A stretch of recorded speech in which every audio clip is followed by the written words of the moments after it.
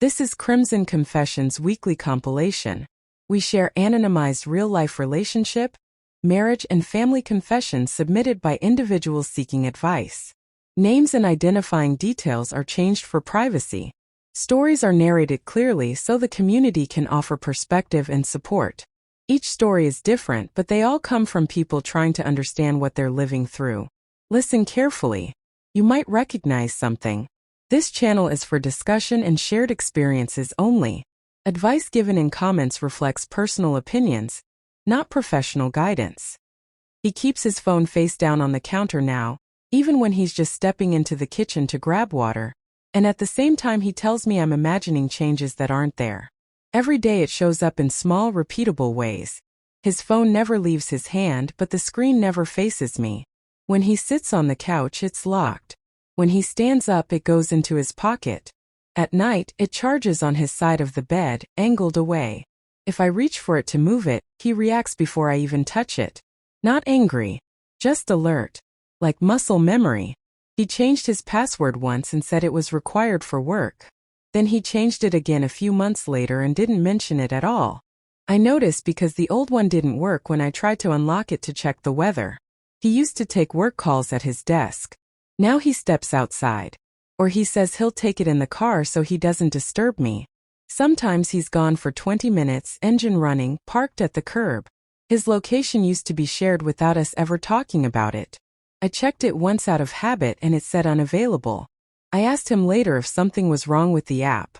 He said he didn't know what I was talking about. His schedule shifted quietly. Nights he used to be home by 6 now stretched to 8 or 9. He says projects are piling up. That flexibility is part of his role. He says everyone stays late sometimes. When I ask which days he'll be late, he gets vague. Not defensive at first. Just non-specific. We'll see. Depends how it goes. If I follow up, his tone tightens. He asks why I need to know exact times. Laundry is where I noticed something I couldn't place. His shirts smell different. Not bad. Just unfamiliar. A light perfume that isn't mine. I told myself it could be detergent from the office gym towels. Or someone hugged him. Or it transferred in a shared space. I folded the shirts and put them away anyway. When I ask simple questions like what time he'll be home or who he had lunch with, he answers, but there's an edge there now. Like I've crossed into interrogation territory without realizing it. He says things like, "Why does it matter?" Or, "I already told you I was busy." If I push, he accuses me of assuming things. If I back off, the evening stays calm. I'm aware of what this looks like. I'm also aware that I'm still here, still cooking dinner, still asking how his day was. I tell myself I'm being paranoid. That work stress can change people. That privacy isn't the same as secrecy. I remind myself that I don't actually have proof of anything. I remind myself that marriage means trust, not surveillance. Sometimes I catch myself thinking that if I were more relaxed, he'd relax too. We met in a way that didn't feel dramatic at all. A mutual friend invited us both to a small housewarming. We talked in the kitchen about work, complained about traffic, laughed about the same stupid story someone was telling too loudly in the living room. He was steady. He listened. He followed up on things I mentioned in passing. It felt easy to stand next to him without feeling like I had to perform. The early years of our marriage felt predictable in a good way. We shared passwords without thinking about it. Phones were tools, not territory. If one of us needed to look something up, we grabbed the closest device. He came home around the same time most nights. Plans changed, he texted. Not because he had to, but because that's what you did. There was nothing mysterious about his day. That made me feel calm. Like I knew where my life was. The first shift was small enough that I almost didn't register it. I asked him one evening why he was home later than usual. He said it was nothing, just a meeting that ran long. I said okay and kept chopping vegetables. A week later it happened again. I mentioned it lightly, half joking, and he brushed it off. It's just a busy month. I accepted that. I didn't ask more. There were dishes to wash. A show we wanted to watch. Then the late nights became regular. The explanations stayed general. I noticed I was choosing when to ask questions based on his mood. If he seemed tired, I didn't bring it up. If he seemed distant, I told myself not to add pressure. The reward for staying quiet was a peaceful evening. The cost of asking was tension that lingered in the room. In public, he's the same person he's always been. Affectionate. Engaged. If we're out with friends, his phone stays in his pocket. He puts his arm around me. He laughs at my jokes. People tell me how solid we seem. At home, the phone reappears. The screen goes dark the moment I enter the room. Conversations trail off when I sit down. I've explained this to myself in 100 ways.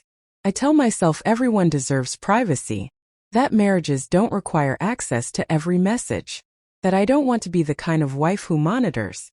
I tell my sister that work has been intense for him. I tell friends he's just tired. I tell myself that if something were really wrong, it would be obvious. At the same time, I check where his phone is every night. I notice how long he's gone. I replay conversations in my head. There are real reasons I stay where I am. We own this house together. The mortgage comes out of both our accounts. Our finances are tangled in ways that would take months to unwind. Our families see us as stable. There are expectations baked into holidays, into plans years ahead. I made vows I still take seriously. And there's the fear of being wrong, of accusing the person I married of something that isn't true and never being able to take that back. Leaving isn't just walking out the door. It's lawyers and paperwork and explaining things I don't fully understand myself. It's dividing assets. It's choosing where to live. It's the possibility that I blow up my life over suspicion, that I misread stress as betrayal, that I lose the marriage and still never know for sure. There wasn't a dramatic moment where everything clicked. It was quieter than that. One night he said he'd be late again. I didn't respond right away. I watched the typing bubble appear and disappear. When he got home, he went straight to the shower. His phone stayed in his pocket until he locked the bathroom door. I stood in the kitchen and realized I was already bracing myself for answers I hadn't even asked for. Right now I'm still inside this. I haven't confronted him with a list. I haven't demanded access to anything. I'm aware of the pattern, and I'm still participating in it. I trust him, I tell myself while scanning for signs every night. I don't know if I'm being patient or avoiding something I don't want to face. At what point does denial become choosing not to see what's already happening? That's the end of this confession. Thanks for listening. The comments are open for reflection and shared experience. The next confession is different. It comes from someone facing a different situation but the same uncertainty. The rent gets paid from my account every month, and she still tells me we're handling money together. Day to day, it looks like this. We both get paid around the same time. Within a few days, her account balance is close to zero. Mine isn't. I pay the rent, the electricity, the internet, most of the groceries. When something unexpected comes up, car insurance, a doctor visit, a fee we didn't plan for, it comes out of my card by default. She Venmos me for small things sometimes, like groceries if I ask directly, but the big bills just land on me. She doesn't talk about money unless I bring it up. When I do, the conversation doesn't go far. She'll say she's tired, or that it's not a good time, or that we'll sit down and look at everything this weekend. The weekend comes and goes. We don't sit down. Her phone rings late at night more than it used to. It's always family. She steps into the other room to take the calls. I can hear enough to know the words emergency come up a lot. Afterward, she'll be quiet, distracted. The next morning, her paycheck is mostly gone. She uses a banking app one don't recognize. I've seen the icon when she switches screens quickly. If I walk into the room while she's on her phone, she locks it without thinking. She never leaves it face up anymore. If I ask what she's doing, she says she's just checking messages or paying a bill. When I ask about money directly, her tone changes. She gets sharp, defensive. She'll say I'm interrogating her, or acting like her father, or trying to control her. Sometimes she brings up how much pressure she's under, how her family depends on her, how I wouldn't understand because my parents are fine financially. Every month, she tells me it's temporary, just until her brother gets back on his feet, just until her mom's hours pick up, just until some debt is handled. Every month, it resets. I keep telling myself I might be overreacting, that couples don't need to track every dollar, that love isn't transactional, that money stress is normal right now, with how expensive everything is. I tell myself I don't want to be the guy who counts pennies or questions family obligations. I don't want to sound selfish. I don't want to turn into someone who makes her feel guilty for helping the people who raised her. Sometimes I even think it's kind of admirable that she's loyal, that she steps up. I tell myself this is what partnership looks like, covering more when the other person can't. I remind myself she didn't ask me directly to pay everything. I just did. We met in a normal way. A mutual friend invited us to a small get-together at a bar after work. We talked about our jobs, complained about rent prices, laughed about how everyone seemed exhausted all the time. There was nothing dramatic about it. She was easy to talk to. Practical. She seemed grounded. When we first started dating, things felt stable. She paid her share without discussion. We split dinners. We planned trips within our means. There wasn't a lot of stress around money. That made me feel calm. It felt adult. Predictable. I wasn't worried about being taken advantage of. I didn't feel like I needed to keep track. The first shift was small. She asked if I could cover rent 1 month because she had to help her family with something unexpected. She said she'd pay me back. I said yes without thinking much about it. It seemed reasonable. Stuff happens. Later, I asked when we could look at the budget together, just to get back on track. She said not now. She had a headache. We'd do it later. I dropped it. The next month, it happened again. Another family issue. Another promise that it wouldn't be like this going forward. I told myself not to make it a big deal. I didn't want to turn a temporary situation into a fight. Over time, it stopped being a one-off. The pattern set in quietly. In public, she talks about how supportive we are of each other, how we're a team. Friends comment on how solid we seem. In private, if I bring up money, the mood shifts. If I don't bring it up, things stay calm. She's affectionate, relaxed. If I stay quiet, there's peace. I started editing myself. I'd rehearse how to ask about finances in my head, then decide it wasn't worth it. I'd tell myself I could handle another month. I stopped suggesting joint budgeting apps. I stopped asking where her paycheck went. I started checking my own account more often instead, calculating what I could cover without dipping too far into savings. When people ask how we split expenses, I downplay it. I say it's uneven right now because of family stuff. I say it's complicated. I say we're figuring it out. I know it sounds small when I say it out loud. It's just money. Families need help. Relationships aren't always 50-50. At the same time, I notice the contradictions. She doesn't want to talk about money with me, but she sends it out instantly when her phone rings. She says she hates secrecy, but keeps her finances completely separate.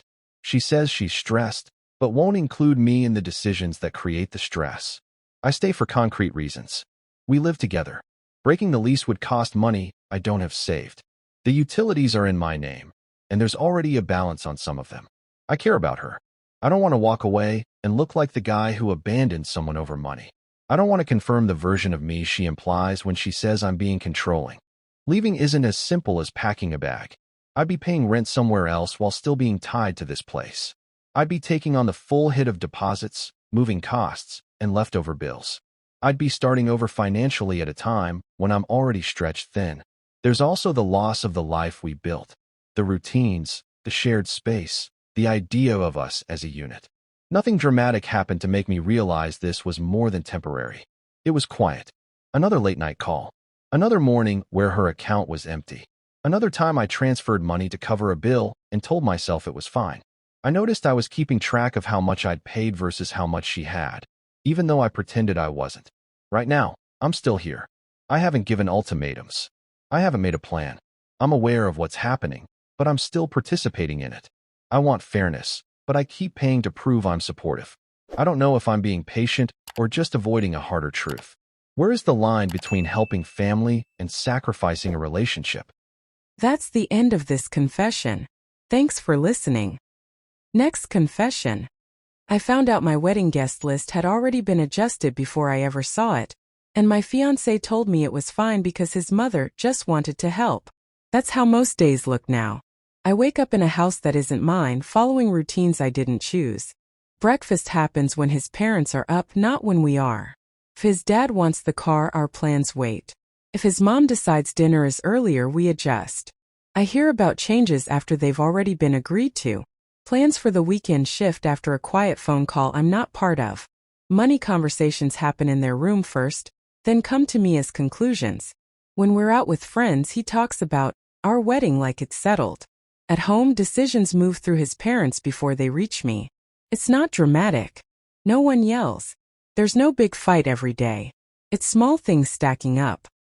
His mother asking to see the guest list just to review. His father suggesting we delay something because it's not the right time. Our conversations about the wedding stopping halfway because someone knocks on the door. When I say something privately, I hear it again later, rephrased, coming from his parents. Plans we made together changing after they talked to him, and him acting like it was always that way. I keep wondering if I'm overreacting. I tell myself this is just how families are when they live together. I remind myself that he's close to them, and that's supposed to be a good thing. Sometimes I even say out loud that it's temporary, that once we're married things will shift. I tell myself I should be grateful they care enough to be involved. When I feel uncomfortable, I push it down and label it as me not being used to this kind of family structure. We met in a regular way. Through mutual friends at a casual get-together. We talked about work, complained about traffic, laughed about small things. He was calm, reliable. He answered texts. He showed up when he said he would. There was nothing dramatic about him, and that felt reassuring. When he talked about his family, it was always respectful, almost formal, like that stability was part of who he was. In the beginning, that stability felt safe. He didn't disappear. He didn't play games. His life had structure. His parents were involved, but I saw it as support, not control. It reduced anxiety because everything seemed accounted for. Bills were handled. Holidays were planned far in advance. Nothing felt chaotic. It seemed mature, like he came from a system that worked. The first small shift was easy to dismiss. We were talking about wedding dates and he said he needed to check something first. That something turned out to be his parents' availability. When I asked why that mattered more than ours, he laughed it off and said it was just courtesy. Another time I suggested a guest, and he said we'd talk about it later. Later never came. When I brought it up again, he said his mom thought it might be better not to invite them. I didn't argue. Felt too small to push. Over time, the same pattern repeated. In public, he presents us as a united couple. He says we decided and we agreed. In private, decisions come prepackaged. If I go along with them, everything stays calm. If I question them, the mood shifts. He gets quiet. He reminds me that this is how his family operates. Silence is rewarded with peace. Speaking up comes with tension that fills the whole house. I start editing myself. I stop suggesting things that might cause discussion. I learn which topics to avoid after certain hours. My choices shrink without anyone telling me they are. I defend it even when it makes me uncomfortable. To friends, I say his parents are just traditional. I say living together means compromise. I explain that it's cultural, that I should be understanding. I tell myself that once we're married, I'll have more of a voice. I know it sounds small when I say his mother approves guest lists before me, but I also tell myself it's just one event.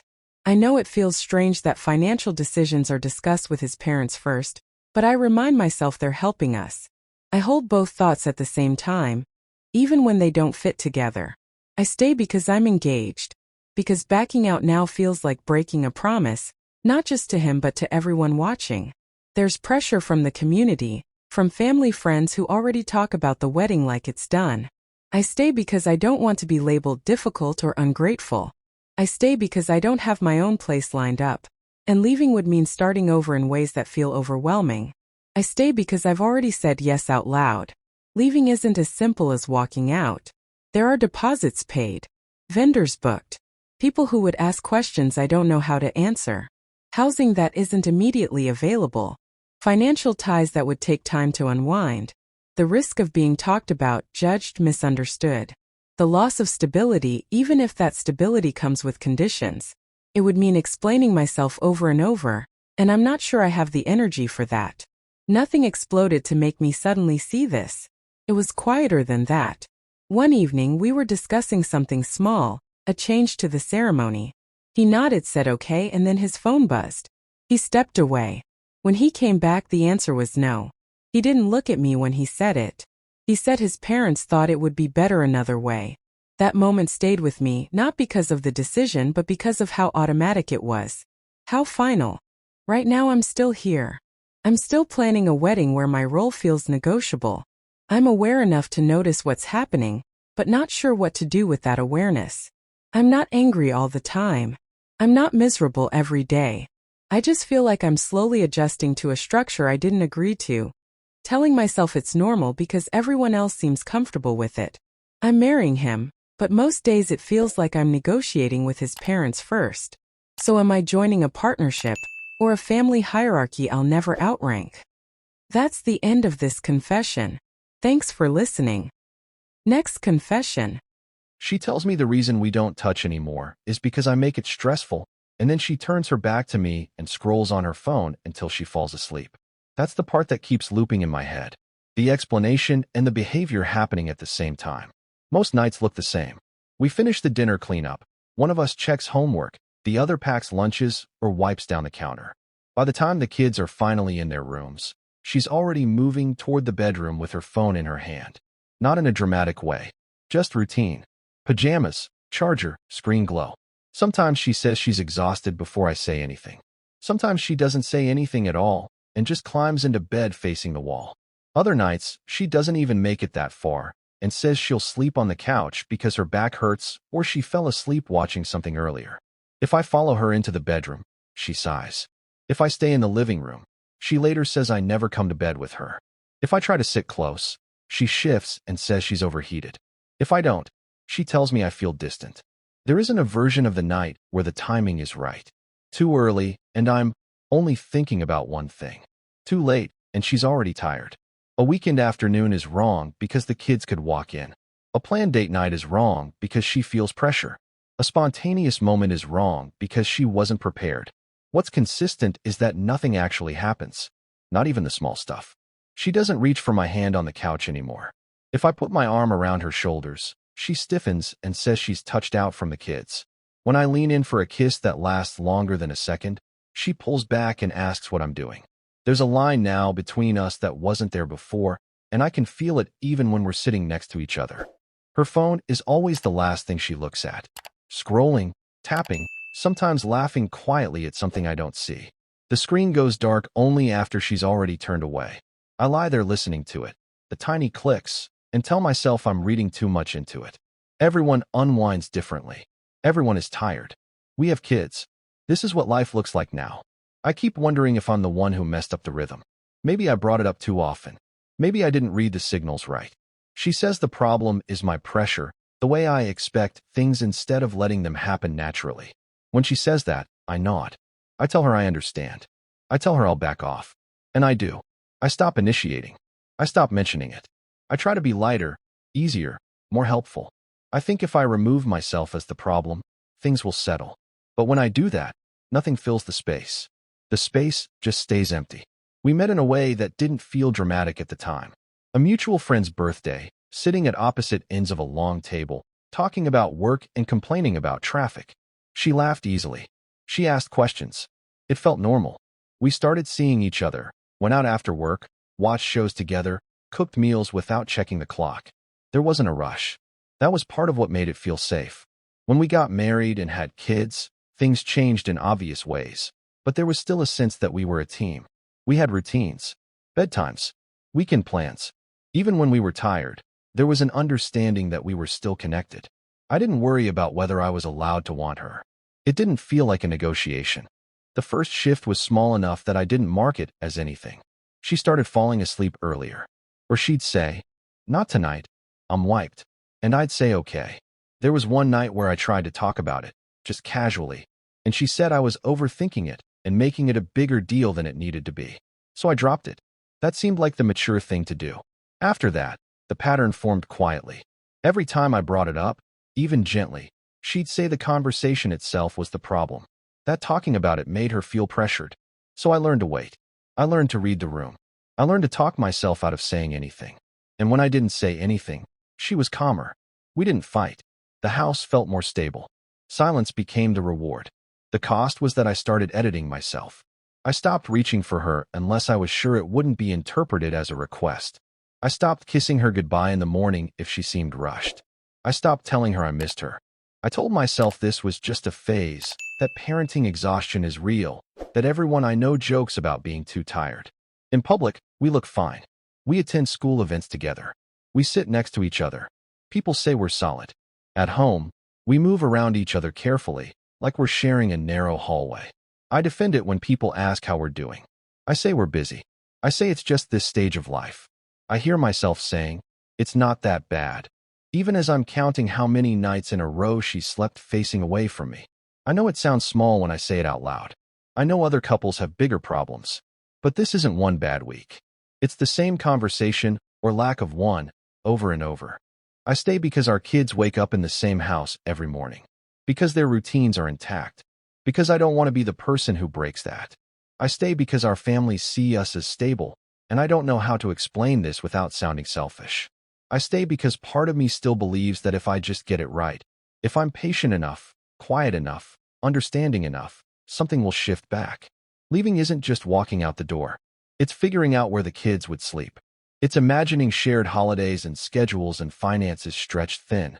It's the fear that I'd lose time with them, or that they'd blame themselves. It's the reality that even if I left, the problem wouldn't disappear neatly. It would just change shape. There wasn't a blow-up that made this clear. No discovery.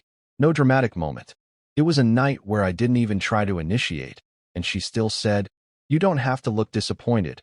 And I realized she was responding to something that wasn't happening anymore.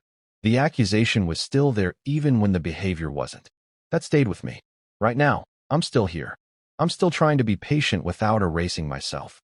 I'm still being told to try harder in ways that don't seem to include being wanted. I haven't made a decision. I'm aware of what's happening, but I don't know what to do with that awareness yet. So I keep asking myself the same thing, quietly, late at night. How long can rejection be framed as patience before it becomes permanent? That's the end of this confession. Thanks for listening. Next confession. He doesn't live here anymore, but he still decides when my rent gets paid, when I can make plans, and when I have to explain myself. Every week looks roughly the same. I check the co-parenting app first thing in the morning because that's where he posts updates instead of texting. He'll mark the days he plans to see the kids, sometimes without asking, just filling in the shared calendar like it's still his house. If I don't acknowledge it within a few hours, he sends a follow-up message asking if I saw the update. If I say I did but need to adjust the time, he asks why. Not aggressively, just enough to make me type out an explanation.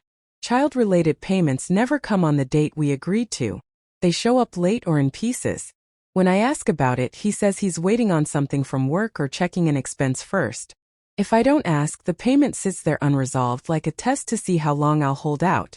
Meanwhile, he still has access to the shared account we never fully separated, so he can see when I pay for groceries or gas or a school fee. Sometimes he comments on it. Didn't realize that activity cost that much. Or, I thought you said you were staying home tonight. He checks in constantly under the excuse of the kids. He asks where they are, who they're with, what time we'll be back. If I answer briefly, he follows up with another question that turns it into a timeline.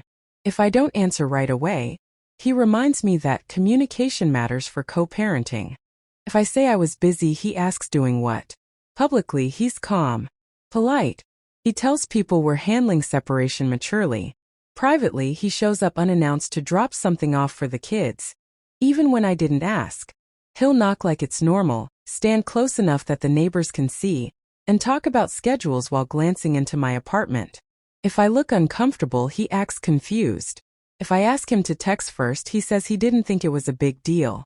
I keep telling myself this is just part of separating with kids involved. That this is what responsible co-parenting looks like. Sometimes I even wonder if I'm overreacting. He's not yelling. He's not insulting me. He's just present. Constantly.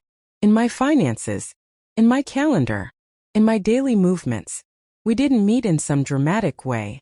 We met through mutual friends at a small get-together after work. We talked about jobs, complained about rent prices, laughed about how tired we both were. He seemed organized. Responsible. He paid attention when I talked. That felt reassuring at the time. Early on, what felt safe was how structured everything was. Bills were paid on time. Plans were made in advance. Decisions were discussed, but he usually had already thought through the details. I didn't have to worry about logistics. I didn't have to chase things down. Felt like adulthood done properly. When we had kids, that structure felt even more important. There was a schedule. A system. Everything had its place. The first shift was small enough that I dismissed it. A conversation I wanted to have about money that kept getting postponed because he was tired or busy. A comment about checking in before making plans that I brushed off as concern. When I finally brought it up, he said he just liked being informed. That it wasn't control, it was coordination. I agreed. It sounded reasonable. Over time, the pattern set in. When I went along with his way of organizing things, life was smoother. Payments were prompt. Messages were friendly. When I pushed back or made a decision without looping him in, there was friction. Not a fight. Just delays. Extra questions. A subtle shift in tone. I learned quickly what was rewarded and what wasn't. In public, he praised how well we worked together. In private, I started editing myself. I'd think twice before scheduling something because I didn't want to deal with the follow-up questions. I'd wait to buy things until after child-related payments came through so I wouldn't have to explain a balance. I told myself this was temporary, that separation was complicated and this was just the adjustment period. I defended it to other people. I said, at least he's involved. I said, we're trying to keep things peaceful for the kids. I said, this sounds worse than it is. Even as I said it, I noticed how carefully I chose my words. I know this sounds small, but having to explain where I am every time I'm not home adds up. I know this sounds responsible, but when he can see every transaction I make, it doesn't feel neutral. I stay because I want peaceful co-parenting. Because I'm afraid that if I cut him off completely, he'll escalate. He already casually mentions legal options when things don't go his way, like it's just another tool on the table. I don't have the money for a drawn-out legal fight. I don't have a strong support system nearby to fall back on if things get messy. Stability matters for the kids, and right now, this is the version of stability I can manage. Fully leaving, isn't just a matter of blocking his number or closing an account. It would mean legal fees I can't afford. It would mean renegotiating custody with someone who already uses the system to his advantage. It would mean losing the small, fragile calm we have and risking something worse. There's also the practical loss of shared resources that I still depend on while I rebuild my life separately. The turning point wasn't a big moment. It was noticing how often I paused before doing something simple. How I checked the calendar not to plan my day, but to anticipate his reaction. How I feel a small spike of anxiety when I get a notification from the banking app because I know he sees it too. I left to be free, but I still move like I'm being supervised. Right now I'm aware of it, but I'm not out of it. I haven't made a clean break. I haven't found a way to set boundaries that don't come with consequences. I'm separated, living apart, technically independent, and still managed in ways that don't show up on paper. Some days I tell myself this is temporary. Other days I wonder if this is just a different version of the same control. If separation doesn't stop the control, what does it actually mean to leave? That's the end of this confession. Thanks for listening. Next confession. I ended my marriage, but when people ask why, I don't have a clean answer that sounds serious enough to justify it. Every day looked fine from the outside. We woke up in the same bed. We shared a calendar on the fridge. We texted about groceries and bills. When we spoke, it was about who was picking up dinner, what time the appointment was, whether the trash went out. If I tried to talk while they were scrolling on their phone, the phone stayed in their hand. Sometimes they nodded without looking up. Sometimes they didn't respond at all until I repeated myself. Birthdays pass with a quick, "Oh, I forgot, we'll do something later," and later never came. Anniversaries were treated like regular weekdays unless I reminded them, and even then it felt like an obligation added to a to-do list. There were no arguments, no raised voices, no slammed doors, just a steady pattern of existing next to each other without really meeting. I told myself this was normal, that long marriages don't talk all the time, that adults don't need constant emotional check-ins. I questioned whether I was expecting too much. I wondered if I was bored or restless or ungrateful. I minimized it by saying we were just tired, just busy, just in a routine. I defended them in my head. Work is stressful. Everyone checks their phone now. Forgetting dates doesn't mean they don't care. I even told myself that not fighting meant we were doing something right. We met in a very ordinary way. No dramatic story. We were introduced through friends at a small gathering. We talked about work, about where we grew up, about nothing important. It was easy. We exchanged numbers because it felt natural, not because it felt intense. Our early dates were simple: coffee, dinner, sitting on a couch watching something we'd already seen. There was no rush. That steadiness felt safe. In the beginning, what calmed me was predictability. They showed up when they said they would. They paid their share of things on time. They didn't disappear. There was a sense that we were building something practical together. It felt adult. We made plans because it made sense, not because of some big emotion. That grounded me. I didn't feel anxious about where I stood. The first shift was small enough to ignore. I remember wanting to talk about how disconnected I felt one evening. I waited until after dinner, until the TV was off. I started and they said, "Can we do this another time?" "I'm exhausted." I said okay. Another time didn't come. The next time I brought up something similar, they said, "You're overthinking it." I laughed it off. I didn't push. Over time, that became the pattern. When I tried to talk about how I was feeling, it was postponed or brushed aside. When I didn't bring anything up, the atmosphere stayed calm. Publicly, we looked fine. At gatherings, they were attentive enough. Hand on my back, polite conversation, jokes that made people smile. Privately, it was quiet. If I stayed neutral, things ran smoothly. If I asked for more conversation, more acknowledgement, it created tension that made me feel like the problem. I learned to edit myself. I stopped sharing small things because they went nowhere. I stopped asking questions that didn't get answered. Silence was rewarded with peace. Speaking up cost me comfort. I normalized it. When friends asked how we were, I said, "We're good, just busy." When family hinted that we seemed more like roommates, I said that's what long marriages look like. I even argued with myself. There was no betrayal, no shouting, no obvious harm. I knew it sounded small, but I kept telling myself small things don't justify big decisions. I told myself love doesn't always look exciting. I told myself stability matters more than feelings. The reasons I stayed were concrete. We had years together. Shared finances. Shared routines. Shared friends who saw us as a unit. Leaving would mean explaining something I couldn't explain clearly. It would mean admitting that nothing happened wasn't actually true, even though it looked that way. It would mean accepting that I wanted more than what was technically wrong. I stayed because walking away without a clear offense felt selfish. I stayed because I didn't want to be the person who couldn't handle normal married life. Leaving, when I finally did, was harder than staying had been. There was no moment I could point to and say, "This is it." There was no discovery or final argument. Just the accumulation of mornings where we didn't talk, evenings where we sat in the same room on separate screens, dates forgotten so often that reminding them felt humiliating. The risk wasn't losing them, it was being judged for leaving something that looked stable. The loss wasn't just the relationship. It was the story I had told myself and others about who we were. The turning point wasn't dramatic. It was one night when I realized I had stopped expecting anything from them. Not support, not curiosity, not comfort. I noticed that I didn't think to share good news anymore. I handled hard days alone without even considering telling them. That absence stayed with me. It didn't hurt sharply. It just sat there. Now I'm on the other side of the decision, but not free from it. I left for quiet, for space, for peace. And I have that. But I also have guilt. I replay the years and question myself because there's no villain in the story. I wonder if I gave up on something workable.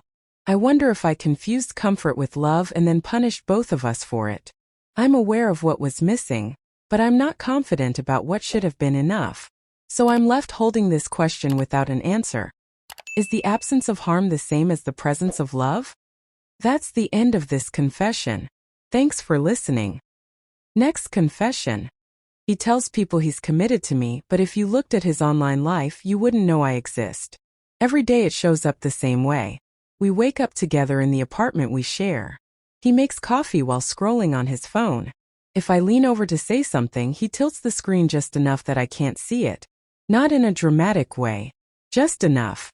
He leaves for work and texts me a heart emoji, then posts a story at lunch of his desk, his shoes, a vague shot of the city outside the window. No people. No context. At night, if he goes out with friends, I see photos the next morning. Group shots. Tagged locations. He's smiling. I'm not there. If I'm actually in the room when a group photo is taken, and someone tags me, the tag disappears by the next day. Sometimes within hours. He says he just doesn't like putting his relationship online. He says posting partners invites drama. He says privacy matters. But he doesn't keep everything private. He posts his workouts, his meals, inside jokes with friends. He keeps his relationship status hidden. But he's active late at night, liking posts and replying to stories, even after he's told me he's going to sleep. I'll be lying next to him, his phone lighting up the room, screen turned down, notifications silent. In the morning, if I mention it, he says he couldn't sleep and was just scrolling. He says it doesn't mean anything. I tell myself I might be reading too much into it. I tell myself I'm projecting. I tell myself social media isn't real life. Sometimes I even feel embarrassed for noticing so closely, like keeping track makes me the problem. I minimize it by saying things like, at least he's not posting other girls.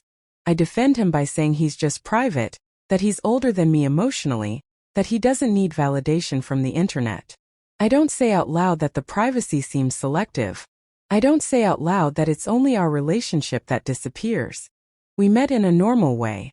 A friend introduced us at a small get-together. Nothing dramatic. We talked about work, music, where we grew up. He asked for my number at the end of the night. We started texting. He was consistent. He followed up. He showed up when he said he would. There wasn't a big spark moment. Just felt easy. The early part of us felt steady. He planned things in advance. He answered his phone. He didn't play games. When we decided to move in together, it felt practical. We were already spending most nights together. Splitting rent made sense. It felt grown, predictable, like something that didn't need to be announced to anyone else to be real. The first time I noticed something was small. We were at a friend's birthday dinner. Someone took a group photo and tagged everyone. The next day I saw the tag was gone. I asked him about it casually, like I was just curious. He said he didn't even notice. Then he said he probably removed it without thinking. Then he said he just doesn't like being tagged in relationship-looking photos. I let it go. It didn't feel like a hill to die on. Later, I suggested we post something together after a weekend trip. Nothing big. Just a photo of the view with us in it. He said maybe later. Then he forgot. When I brought it up again, he said he didn't want people in his business. I laughed it off and said okay. I didn't want to seem like I needed proof. Over time it kept happening. He would post nights out with friends and tag the bar. When we went out together, he posted the food or the ceiling or his drink. If I leaned into the frame, he'd joke about me ruining the aesthetic. In public, he's affectionate. He introduces me as his girlfriend. He holds my hand. Online, it's like two separate lives. And I started adjusting to that. I stopped asking to be posted. I stopped tagging him. I checked photos before uploading them, deciding which ones were safe. When I stayed quiet about it, things felt easier. When I brought it up even gently, the mood changed. He'd get defensive. Not angry, just firm. Like the conversation was unnecessary. Silence was rewarded with calm. Speaking up came with tension. I explain it to myself by saying everyone has boundaries. I explain it to friends by saying he's old school about social media. I know it sounds small, but it's not just the posting. It's the effort he puts into making sure I'm not visible there. I know it sounds insecure, but I wouldn't care if it felt neutral instead of intentional. I hear myself defending him and feel a small twist in my stomach, like I'm trying to convince myself more than anyone else. I stay because I don't want to overreact. Because everything else looks fine. We live together. Our lives are intertwined. Our friends overlap. Because I'm emotionally attached.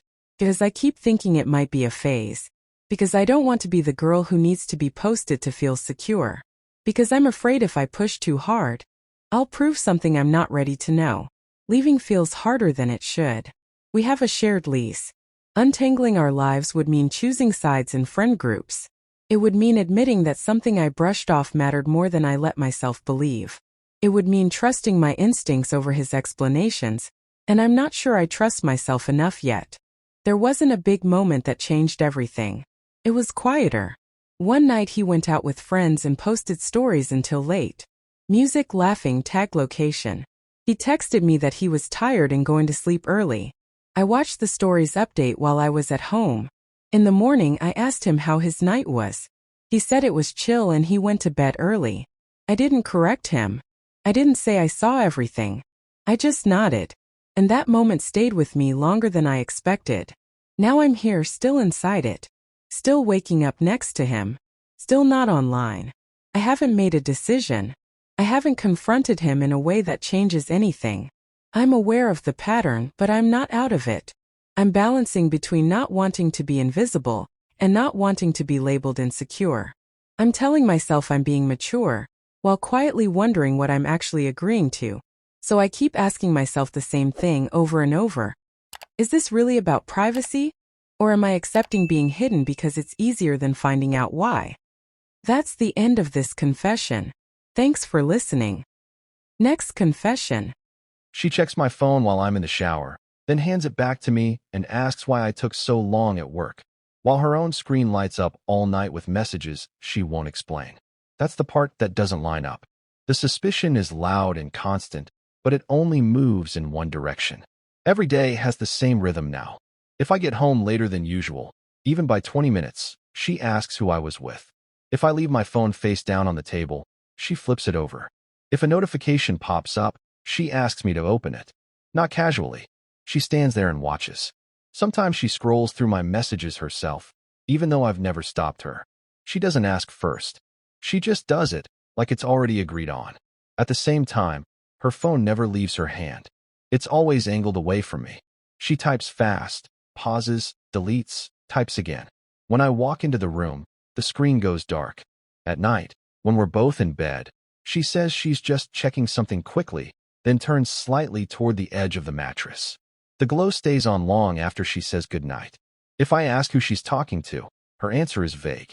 Just someone from back then. Or, it's nothing. If I follow up, even gently, she stiffens. Her shoulders go tight. Her voice changes. She asks why I care so much. She says I'm acting suspicious. She says I'm projecting. That word comes up a lot now. Projecting. She uses it like a shield. Any question I ask about her phone turns into a conversation about my supposed guilt. Out in public, it's different. Around friends or family, she jokes about how she keeps me in line. She'll say things like, "You know how men are," and laugh. If someone asks how we're doing, she says we're solid. Stable. Married life. Then she squeezes my arm like that settles it. At home, the tone shifts.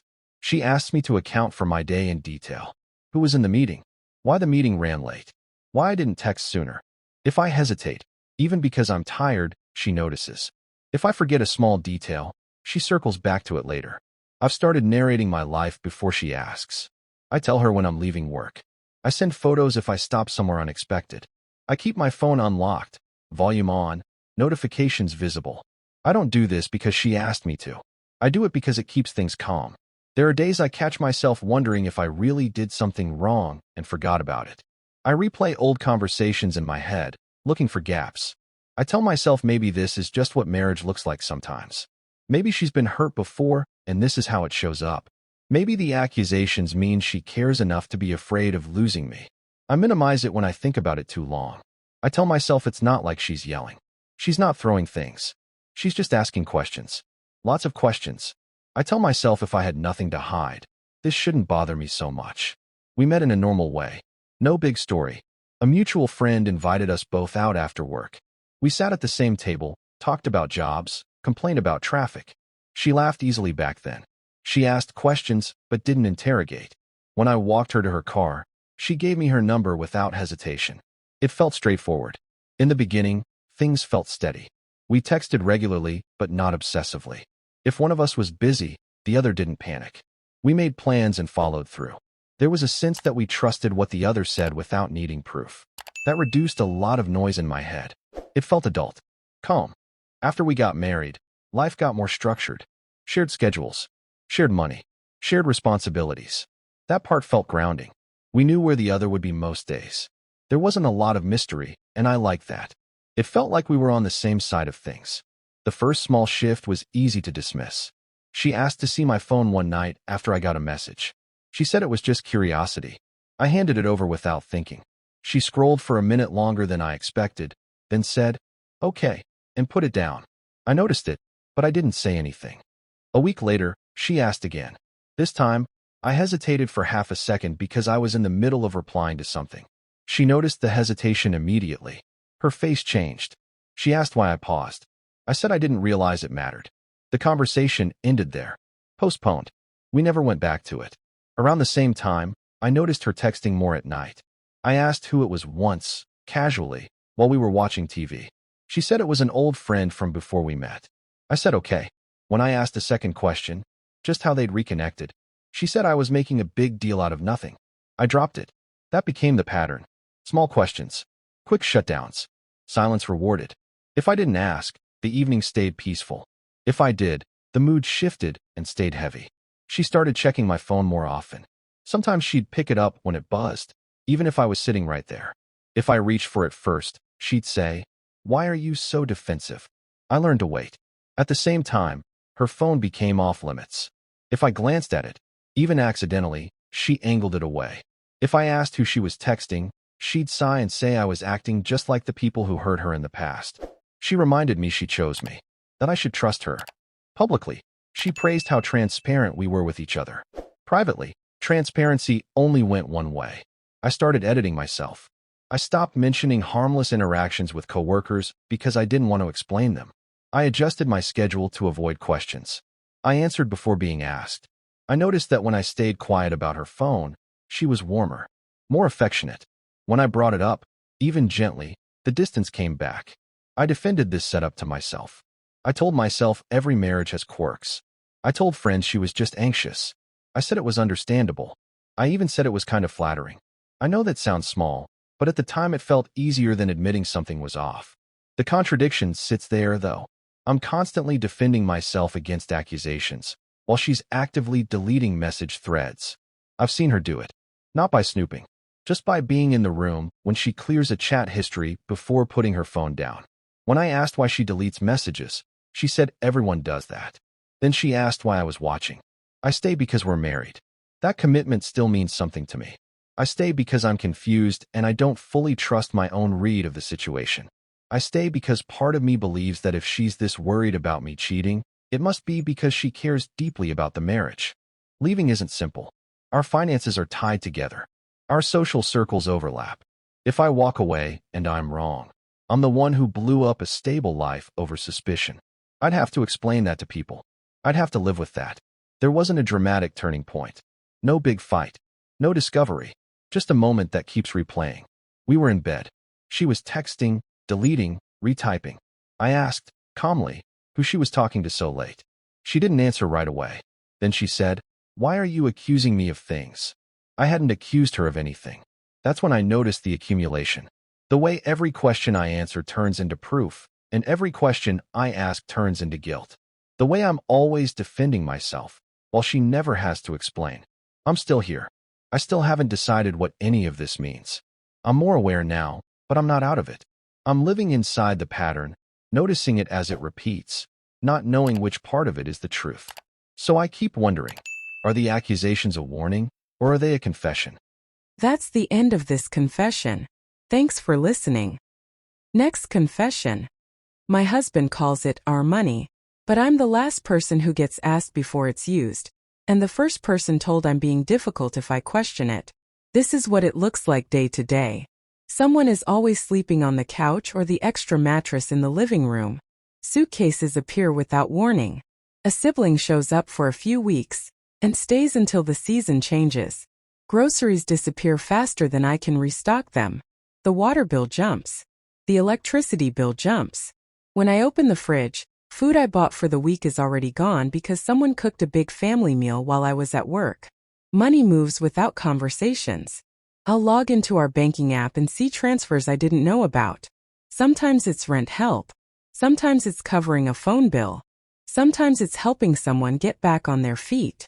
It's never framed as a decision we made together. It's presented after the fact, usually casually, like it's obvious. If I ask why we didn't talk first, I'm told there wasn't time or that family needed help or that I should understand. Our savings account has stopped growing. Every time I bring up a plan, paying off debt faster, setting aside money to eventually move out, even just rebuilding the emergency fund, the conversation gets pushed to later.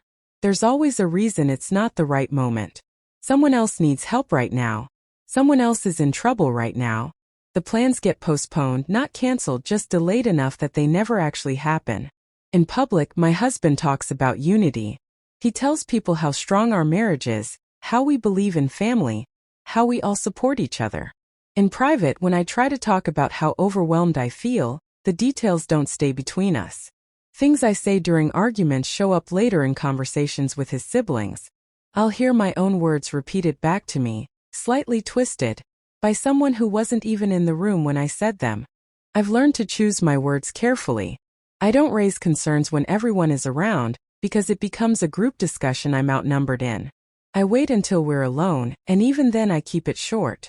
If I push too hard, the mood in the house shifts. The conversations get colder. The support I usually get, small things like help with chores or just being listened to, pulls back. When I stay quiet, things are smoother. When I don't, I'm told I'm creating problems. I keep telling myself I might be overreacting. I remind myself that this is how he was raised. That in his family resources are shared. That marriage means compromise, and compromise sometimes feels uncomfortable. I tell myself that if the roles were reversed, maybe I'd want to help my own family too. I minimize it by saying it's temporary, that once things stabilize financially, we'll have more control again. We didn't meet in some dramatic way. We met through mutual friends at a small gathering. We talked about work, about where we grew up, about how expensive everything had gotten. He was calm, responsible. He talked a lot about duty and showing up for people. At the time, that felt reassuring. Sounded like maturity. Early on, what felt safe was how steady everything was. Bills were paid. There was structure. He didn't make impulsive decisions about us. He valued family, which I took as a sign he would value marriage too. There was a sense that life had a clear order to it, and that made me feel less anxious about the future. The first small shift was easy to dismiss. One of his siblings needed a place to stay, just for a bit. We didn't really sit down and talk about it. It was more like an announcement followed by reassurance. I had questions: how long, how would expenses work? But I told myself it wasn't worth making a big deal out of something that was supposed to be short-term. When I brought it up later, I was told we'd talk about it after things settled down. That conversation kept getting postponed. Then it happened again. And again. The stays overlapped. One relative would leave and another would arrive. The house never really went back to being just ours. I noticed that when I stayed quiet, my husband was warmer, more affectionate, more appreciative. When I tried to set boundaries, even gently, the response was immediate defensiveness. I started editing myself. I stopped bringing up money unless absolutely necessary. I learned which topics caused tension and avoided them. I found myself explaining our situation to friends in a way that made it sound reasonable. I'd say things like, "It's just how his family is," or "It's cultural," or "Everyone's struggling right now." I know it sounds small, but when every decision affects your finances and your home, it doesn't feel small when you're living it. I'd defend him by saying he has a good heart, that he's just trying to help. At the same time, I'd feel a knot in my stomach every time I checked our account balance. I stay for concrete reasons. Leaving would mean going against my culture's expectations of marriage and family. It would mean being seen as the problem, the one who couldn't handle shared sacrifice. I stay because I'm afraid of the backlash, not just from his family, but from my own community. I stay because I've tied my financial stability to this marriage. We have joint assets. I don't have the kind of independence that would make walking away simple. Leaving is harder than it looks because it wouldn't just be a separation from him. It would be a separation from an entire network of people who see our resources as communal. It would mean starting over financially with less than I brought in. It would mean navigating judgment, questions, and pressure to work it out, all while trying to support myself. There's no clean break scenario here. There wasn't one big moment where everything clicked. It was quieter than that. It was noticing that every time money left our account, it went to someone else's needs, never ours. It was realizing that decisions were being made collectively, but my voice was the easiest one to override. It was understanding that being told I was included didn't mean I had equal say. It meant I was expected to agree. Right now I'm still here. I haven't made a decision. I'm more aware of what's happening, but I haven't figured out what to do with that awareness. I love my husband, but I don't feel like an equal partner when it comes to our life together. I'm stuck between wanting to honor the idea of shared sacrifice and wondering if sacrifice is only expected from one side. So I keep asking myself the same thing over and over. When does sacrifice stop being mutual? That's the end of this confession. Thanks for listening. Next confession. She tells me she wants a future with me, but when my mom asks if she's coming to dinner, she suddenly has a work thing she forgot to mention. This is how it shows up in my actual days. I'll get a text from my sister asking if we're still coming to a birthday lunch that was planned weeks ago. I'll check my phone, already knowing I have to ask my girlfriend again, even though we talked about it. When I bring it up, she doesn't say no right away. She says, "Let me see how I feel closer to the day." Then the day comes. Something always comes up. She's tired. She has an early meeting. Her week got overwhelming. Sometimes she cancels the morning of, sometimes an hour before. I end up showing up alone, explaining again why she couldn't make it. In our own space, things look steady. We talk every day. We have routines. We know what time the other person wakes up. We know when the other one needs space. But the relationship lives in a controlled area. My friends see her. Her friends know I exist. My family stays abstract. She asks how my parents are, but doesn't sit across from them. She'll say things like, "I just want it to be the right time," without ever defining what that means. Whenever the topic of the future comes up, it's always verbal. She'll say she sees herself with me long term. She'll say she's not going anywhere. But the conversation never gets past that. If I ask about timelines, meeting my family more regularly, holidays, what this looks like next year, she either laughs it off or changes the subject. Sometimes she pulls out her phone. Sometimes she says, "Can we not do this right now?" And right now turns into weeks.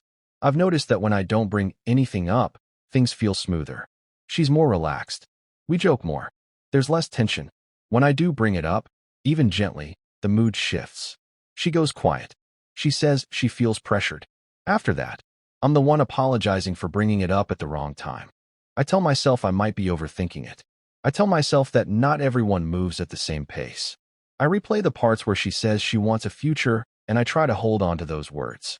I wonder if my expectations are too rigid, if I'm rushing something that doesn't need to be rushed. Sometimes I even think maybe this is just what dating looks like now, and I'm behind. We met in a normal way, through mutual friends. A casual group thing that turned into talking one-on-one. No big moment. Just easy conversation. We started seeing each other regularly, grabbing food after work, spending weekends together. It felt simple. It felt adult. No games. Early on, what felt safe was consistency. She showed up when she said she would. She checked in. There was a sense of mutual interest without chaos. I didn't feel like I had to chase her. She didn't disappear.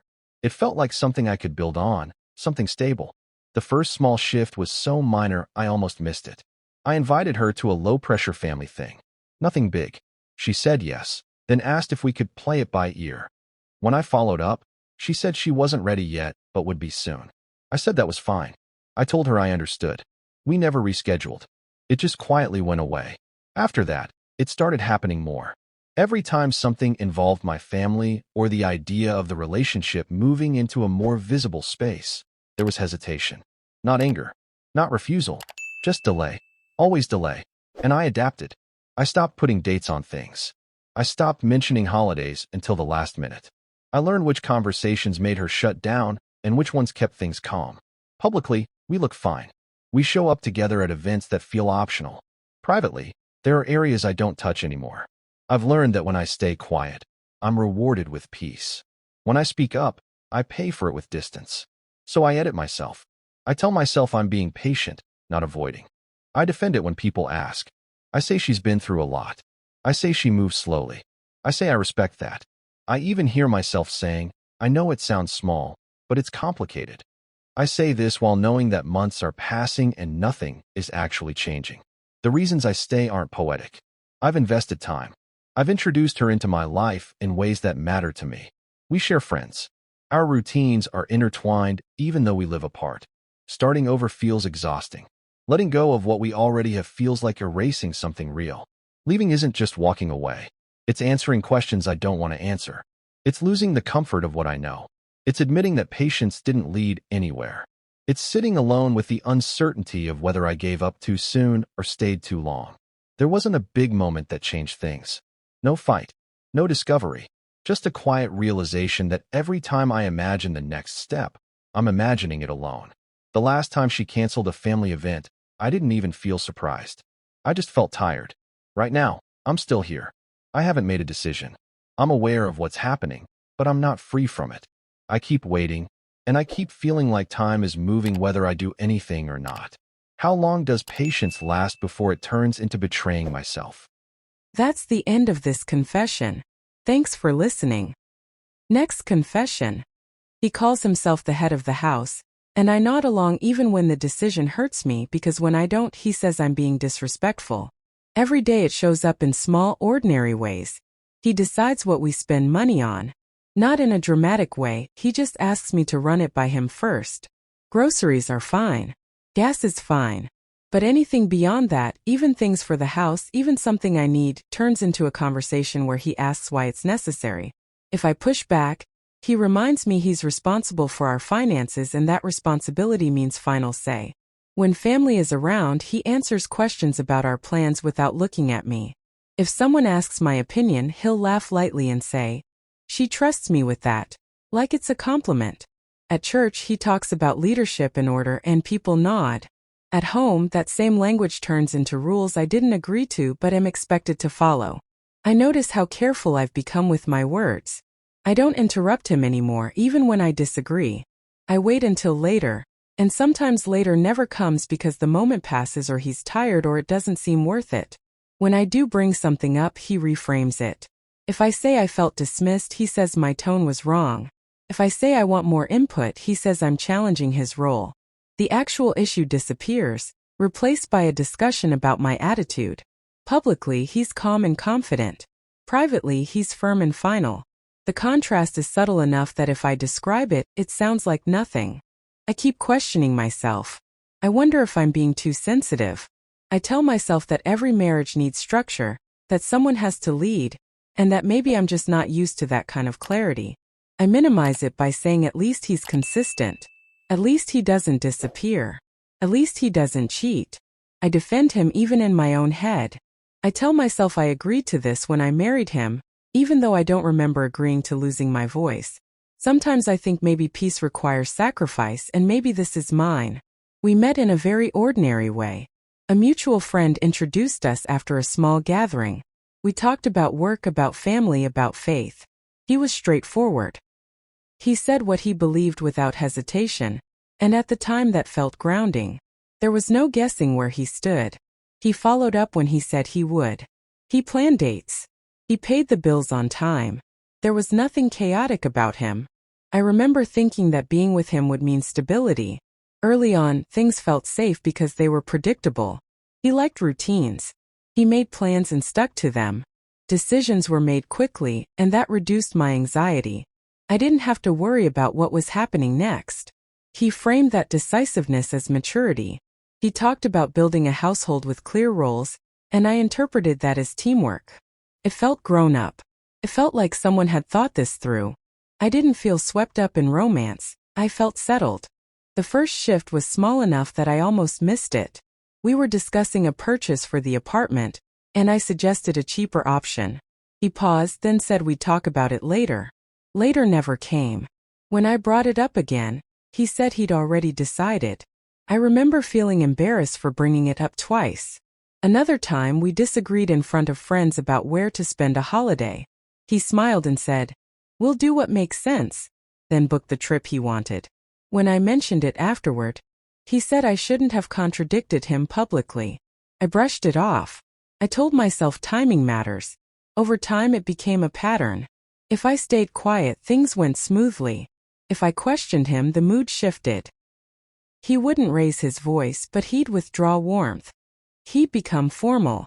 I learned which topics were safe and which weren't. Around others, he'd speak for both of us, and I'd let him. People praised how aligned we seemed. At home, I edited myself. I stopped suggesting alternatives. I asked permission instead of sharing opinions. Silence was rewarded with calm. Speaking up came with tension I didn't have energy for. I started explaining it away to myself and to others. I said he was traditional. I said it was cultural. I said finances are stressful and someone has to be firm. I know this sounds small, but I told myself strong leadership looks like this. I said compromise can be messy, and maybe he was protecting us from that. I'd say he just believes conflict weakens a marriage. At the same time, I felt myself shrinking. Both things were true, and I held them together without knowing how. I stay for concrete reasons. My faith matters to me, and divorce isn't just a personal decision, it would be a public one. Our families are intertwined. I don't have my own income. I rely on him financially, and that dependence is real, not theoretical. I stay because I don't want to explain myself to people who already see him as a good man. I stay because I'm afraid of being judged for failing at something that was supposed to be sacred. These aren't emotional reasons, they're practical and heavy. Leaving feels harder than it looks because it would mean starting from zero. No income of my own. No clear place to go without questions. Losing the community that currently supports us because it supports him. It would mean admitting out loud that the structure I defended is also what trapped me. The risk isn't just loneliness. It's instability, shame, and the possibility of being blamed for not submitting enough. There wasn't a dramatic moment that woke me up. It was quieter than that. It was realizing that every disagreement ended the same way. It was noticing that my first instinct in any situation was to ask what he'd think, not what I wanted. It was hearing him tell someone else that compromise shows weakness, and feeling something settle in my chest because I finally named the pattern without excusing it. Right now I'm still here. I haven't made a decision. I'm more aware, but I'm not free. I go along to keep the peace, and each time I do, it costs me something I can't quite measure yet. I don't know if this is what partnership is supposed to feel like, or if I've confused order with care. Is obedience the same as love? That's the end of this confession. Thanks for listening. Next confession. I'm picking out table linens and tasting cake flavors with someone who still won't show me their bank account. Every day it shows up in small practical ways. Bills get split, but not evenly or clearly. Rent comes out of my account because it always has, utilities rotate depending on who remembers first, and groceries somehow land on my card more often than we admit. When wedding invoices arrive, I forward them and wait. Sometimes they Venmo me part of it right away. Sometimes they say they'll get to it later and I cover it so the vendor doesn't hold the date. There's no shared spreadsheet, no joint planning document, no agreed system. Just a series of transfers and apologies and jokes about how weddings are expensive. They keep their phone close when they're checking money apps. If I walk into the room, the screen tilts away without thinking. Once, a notification popped up from a bank I didn't recognize. When I asked about it, they said it was an old account they never use. Another time, I noticed a debit card in their wallet with a different logo than the one I know. They laughed and said they like to keep things organized. We don't have a shared account. We've never sat down and listed what we each owe, earn, or plan to save. The conversations just don't land. When I bring up long-term stuff like buying a place someday, or how we'll handle expenses once we're married, they say we'll figure it out after the wedding. If I push a little more, they say talking about money kills the romance and turns everything into a business meeting. They say we're in love, not negotiating a merger. Then they kiss me or change the subject or start talking about the honeymoon. The moment passes. Publicly, we look aligned. We tell people we're excited. We post engagement photos. Family members ask how planning is going, and we talk about venues and colors and dates. Privately, when it comes to finances, everything stays loose and undefined. I notice how they light up discussing the ceremony details but go flat when I mention budgets beyond the wedding. The future stays vague. We'll see. That's a later problem. Let's just enjoy this part. I tell myself I might be overthinking it. I wonder if this is just how some people are with money. I tell myself they've always paid their share eventually. I minimize it by saying we're not married yet, so maybe it makes sense to keep things separate. I even tell myself it's kind of mature not to rush into combining finances. Sometimes I worry that asking too many questions makes me sound controlling or unromantic. I don't want to be the person who turns an engagement into a checklist. We met in a normal way. A friend invited us both to a small get-together after work. We talked about our jobs, complained about rent, bonded over the same takeout place being overpriced. It wasn't dramatic. We exchanged numbers, went on a few dates, and kept seeing each other because it was easy and consistent. Nothing about money came up beyond casual comments about being broke or saving for something small. Early on, things felt stable. We both had routines. We both paid our own way. There was comfort in not needing to depend on each other financially. It felt adult and low pressure. We split dinners. We alternated buying groceries. There was predictability in knowing I could handle my side and they handled theirs. It reduced anxiety because nothing felt tangled yet. The first small shift happened when we moved in together. We talked about splitting rent and utilities but never put anything in writing. The first month went fine. The second month, they asked if I could cover the full utility bill because they were waiting on a paycheck. I said yes. When I asked later if we should adjust how we split things going forward, they said not to stress about it and that it would even out. I let it go. After that, the pattern started forming. Money conversations got postponed. If I tried to bring something up, it was brushed aside with humor or reassurance. When I didn't bring it up, everything stayed pleasant. If I did, the mood shifted. They'd get quiet or say I was making things heavier than they needed to be. I learned to edit myself. I'd start a sentence and then stop. I tell myself it wasn't the right time. In public, they talk about our future confidently. In private, details disappear. I notice that silence is rewarded. If I don't ask questions, we have good nights. If I do, things feel tense. The cost of speaking is discomfort. The reward for staying quiet is harmony. I defend this to myself and to others. When friends ask how we're handling finances, I say we're flexible and modern about it. I say every couple does it differently. I know this sounds small, but I tell myself love isn't about spreadsheets. At the same time, I'm the one tracking deposits, deadlines, and what's already been paid. I'm planning a future while excluded from its realities. I stay because we're engaged, because people know, because there are deposits down on the venue and the photographer, because our families are excited and already talking about travel plans, because calling it off would mean explaining something I can't quite explain yet. I stay because I've already invested time, energy, and money into this life. I stay because part of me believes we'll have the conversations later, when things calm down. Leaving feels harder than it looks. It would mean losing non-refundable deposits. It would mean telling parents who have already told their friends. It would mean untangling a shared apartment and shared plans. It would mean admitting that something fundamental never got addressed. There's a real cost to stopping now, and it's not abstract. Nothing dramatic has happened. There wasn't a big fight or a shocking discovery. It's more like a quiet accumulation. Another invoice I cover. Another conversation that gets deferred. Another reminder that I don't actually know what I'm marrying into financially. It lingers with me longer than it should.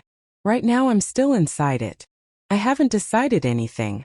I'm aware of the gap, but I'm not sure what it means yet. We're still planning, still smiling in photos, still talking about the day. I'm just doing it while holding this unanswered question in the back of my mind. So I keep wondering as the date gets closer and the details pile up, what exactly am I agreeing to marry into? That's the end of this confession. Thanks for listening. Next confession.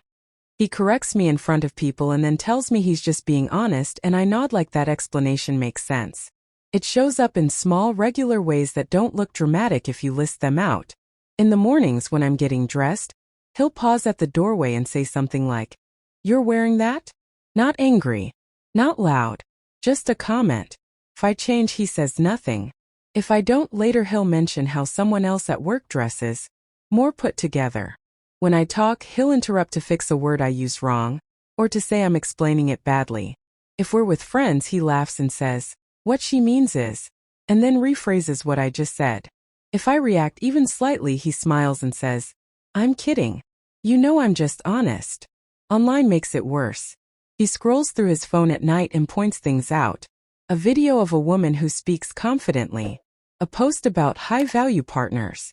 He doesn't say I should be like them. He just says, "See how she carries herself?" If I ask what he means, he says I'm reading into it. If I go quiet, he says nothing.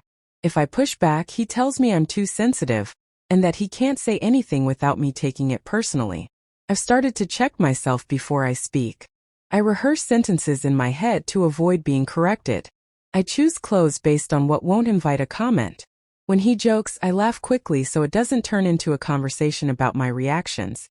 When he does apologize, it's only after I insist that what he said hurt. Even then it's careful. I'm sorry you felt that way. Or, I'm sorry but you know I'm just trying to help. I tell myself this is what honesty looks like in a marriage. I wonder if I really am too sensitive. I think about how other couples joke with each other. How people online say partners should tell the truth, even when it's uncomfortable. I minimize it. I tell myself he's stressed. That he's blunt. That he means well. Sometimes I even defend him in my head before he has to say anything, just to keep the peace inside me. We met at a friend's birthday dinner. Loud restaurant. Shared table. He sat across from me and asked what I did for work. We talked about normal things. Traffic. Food. People we both knew. He corrected me once about a detail in a story, and I remember thinking it was kind of confident. Like he paid attention. In the beginning things felt steady. He liked routines. He planned ahead. He had opinions about everything which felt reassuring at the time. I didn't have to guess where he stood. If I asked a question he answered directly. There wasn't a lot of emotional back and forth. It felt grown up. Predictable. I thought that was maturity. The first shift was easy to dismiss. I told a story about my day, and he stopped me to say I was rambling. He suggested I get to the point. I laughed it off. Later, when I mentioned it bothered me, he said he was just trying to help me communicate better. I dropped it. Another time he joked about my outfit before we went out. I changed mostly because I didn't want to start anything. It didn't feel like a fight. Felt like adjusting. Then it kept happening. Not every day. Just enough that I noticed patterns. In public he's charming. People laugh at his jokes. When he corrects me it sounds playful. If I react in front of others he squeezes my hand and says, "Relax." At home if I bring it up he tells me I'm overthinking it. When I stay quiet the night goes smoothly. When I speak up the mood shifts. He gets distant. He says he feels like he has to walk on eggshells. So I learn when to stay silent. I learn which parts of myself cause friction. I explain it to myself and to others. I say, he's just honest. I say, he pushes me to be better. I know it sounds small but it happens a lot. I know he hurts my feelings but he doesn't mean to. I tell myself that marriage isn't about being comfortable all the time. That growth is uncomfortable. That love isn't just validation. I stay because my confidence isn't what it used to be. Because I keep thinking if I just toughen up, things will feel normal again. Because we're married, and that word still means something heavy to me. Because part of me believes he'll soften if I stop reacting. Because starting over feels exhausting, and I'm not sure I trust my own judgment anymore. Leaving feels harder than staying. I imagine explaining this to someone new and hearing it out loud. I worry they'll tell me I'm overreacting too. I think about the quiet evenings alone, without even the comfort of familiarity. I think about how much of my sense of worth is tied to this relationship now, even though that scares me. I think about how lonely it would feel to admit that I stayed somewhere that made me smaller. There wasn't a big moment that changed everything. It was quieter than that. We were at a small gathering, and I answered a question someone asked me. He corrected me again and everyone laughed. I laughed too. Later that night I replayed it, not because it was shocking, but because I couldn't remember the last time I'd finished a sentence without checking his face. Right now nothing is resolved. We still live together. He still says he's just being honest. I still tell myself that honesty is good, that I should appreciate it. But I also notice how careful I am now, how much space I take up less and less, how I call this love while shrinking myself. If honesty hurts every time, what is it really for? That's the end of this confession. Thanks for listening. Next confession. She puts her phone face up on the table before we start talking, and then tells me she's not trying to record me. It happens in our own kitchen, in our bedroom, even in the car. If we're about to disagree, the phone comes out first. Screen unlocked. Camera app open or voice memo ready. She says it's just in case things get twisted later. But the way it sits there changes how everything else unfolds. Day to day, this is how it shows up. We'll be talking about something small, money we spent, plans we didn't agree on, something she told her sister about us that I didn't know she shared. As soon as my tone shifts or I ask a follow-up question she doesn't like, she reaches for her phone. Sometimes she doesn't even say anything. She just taps the screen and sets it down between us like a third person joining the conversation. If I keep talking, she interrupts to say, "Hold on, let me get this on record." If I pause, she says, "Why did you stop? You can keep going." If I ask why she's recording, she says, "Because you always deny what you say later." Then she tells me to continue, but slower, clearer, less emotional. There are times she'll rewind and replay something I just said, right there, and ask, "Do you hear how that sounds?" There are other times she'll stop the argument entirely because she didn't catch the beginning and wants a clean version. I've watched our disagreements get reset, so the recording is neat, while the actual issue just sits there untouched. Later, I find out pieces of those recordings have been sent to people, not the full conversation. A minute here, 30 seconds there. Always the part where my voice is raised or where I'm reacting, never the part where I'm responding. Her friends will bring it up casually. Her sister will say something like, "I heard how you talked to her." When I ask what they heard exactly, the wording matches a clip, not the full exchange. If I challenge it, she tells me she's just being honest. She says, "I'm not lying. I have proof." She says context doesn't matter if the words came out of my mouth. She says if I didn't want it shared, I shouldn't have said it. I've started watching myself while I talk. I choose words that won't sound bad if cut off mid-sentence. I keep my voice even when I'm angry. Sometimes I stop talking altogether because I can feel the phone sitting there, waiting. When I do that, she'll accuse me of stonewalling, and then she'll say she's recording that too. I tell myself maybe she's just trying to protect herself. I tell myself recording isn't illegal. I tell myself everyone has a phone now, and this is just how conflicts work in modern marriages. Sometimes I wonder if I really do sound worse than I think I do, and the recordings are just showing me the truth. I'll replay moments in my head and ask myself if I'm being defensive for no reason. When I explain it to myself, I say it's better than yelling. At least there's a record. At least things don't get physical. At least she's not lying about what happened. I tell myself it's not that different from writing things down. I tell myself other couples probably do this and just don't talk about it. We met in a normal way, through mutual friends at a small gathering after work. We talked about our jobs, complained about traffic, laughed about something someone else said. She seemed direct, clear. I liked that she remembered details and repeated them back accurately. It felt like someone who paid attention. Early on, things felt steady. We made plans and followed through. If there was a disagreement, we talked it out and moved on. I knew where I stood with her. There wasn't guessing. There wasn't chaos. That reliability made me relax. I stopped feeling like I had to explain myself twice. I trusted that if something went wrong, we'd handle it privately and then be done. The first shift was small. We had an argument about a comment I made in front of friends. Later that night, she brought it up again and said she wished she had recorded it so I couldn't rewrite it. I laughed it off and said that was dramatic. She said maybe, but that it would have helped. We didn't talk about it much after that. The next time we argued, months later, she pulled her phone out halfway through. I asked what she was doing. She said, "Nothing," and kept talking. I let it go. The conversation ended without resolution, but it also didn't blow up, so I told myself it was fine. Then it started happening regularly. If the topic was serious, the phone appeared. If I pushed back on something she said to her family, the phone appeared. In public, she'd tell people we communicate so well and that we're very honest with each other. In private, she'd remind me that everything I say can be replayed. I learned quickly what got me punished and what got me rewarded. If I stayed calm, if I didn't question her version of events, the recording would stop. If I challenged the narrative, the phone stayed out longer. Sometimes she'd smile and say, "See, this is you being reasonable," and I'd feel relieved even though nothing had actually been resolved. I started editing myself. I stopped bringing up certain topics at all. I stopped reacting in real time and waited until later, knowing that later might never come. My choices got smaller. Silence became safer than explanation. When people ask how we're doing, I say we're good. I say we're working on communication. I say marriage is hard, but worth it. I leave out the part where conversations feel like evidence gathering. I leave out the part where I rehearse sentences in my head so they can't be used against me. I know this sounds small, but knowing you're being recorded changes how your body reacts.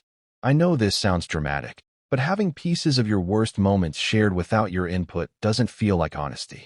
I tell myself if it was really that bad, I would have left already. I stay for concrete reasons. We're married. Our lives are intertwined. Our friends overlap. Our families talk. I know how quickly a story can spread, and I know who controls the clips. I worry that anything I say in a lawyer's office would already exist somewhere on her phone, cut and labeled. I worry about being seen as the problem because there's audio to prove it. Leaving isn't just packing a bag. It's losing control of the story completely. It's wondering what gets shared and when. It's imagining explanations I don't get to finish. It's legal anxiety, social fallout, and the knowledge that once something is out there, it doesn't come back. There wasn't a big moment where everything clicked. It was quieter than that. One night, we weren't even arguing. I was just frustrated and said, calmly, that I didn't like being recorded. She reached for her phone anyway and said, "This is exactly why I need to." That sentence stayed with me longer than the argument itself. Now, I'm aware of the pattern. I see how conflict has turned into documentation. I see how resolution isn't the goal anymore. I'm still here. I still choose my words carefully. I still weigh whether speaking is worth the risk. I haven't decided what any of this means long term. I just keep wondering. If recording reality changes the outcome, is it still about truth, or has it become a way to control which version survives? That's the end of this confession. Thanks for listening. Next confession.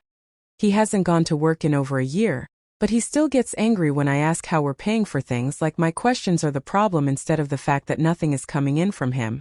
Every day looks almost the same. I wake up early because my job still expects me to log on by a certain time, even though it's remote. I make coffee, check my email, open my laptop.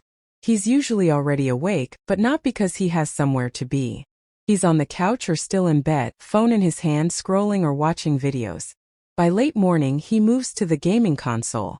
The sound of it is always on in the background while I'm on calls. If I close the office door, he says I'm shutting him out. If I leave it open, I can hear him laughing into his headset while I'm trying to sound professional. Bills come in through email in the mailbox. I pay them. Rent, utilities, groceries, streaming services he uses more than I do.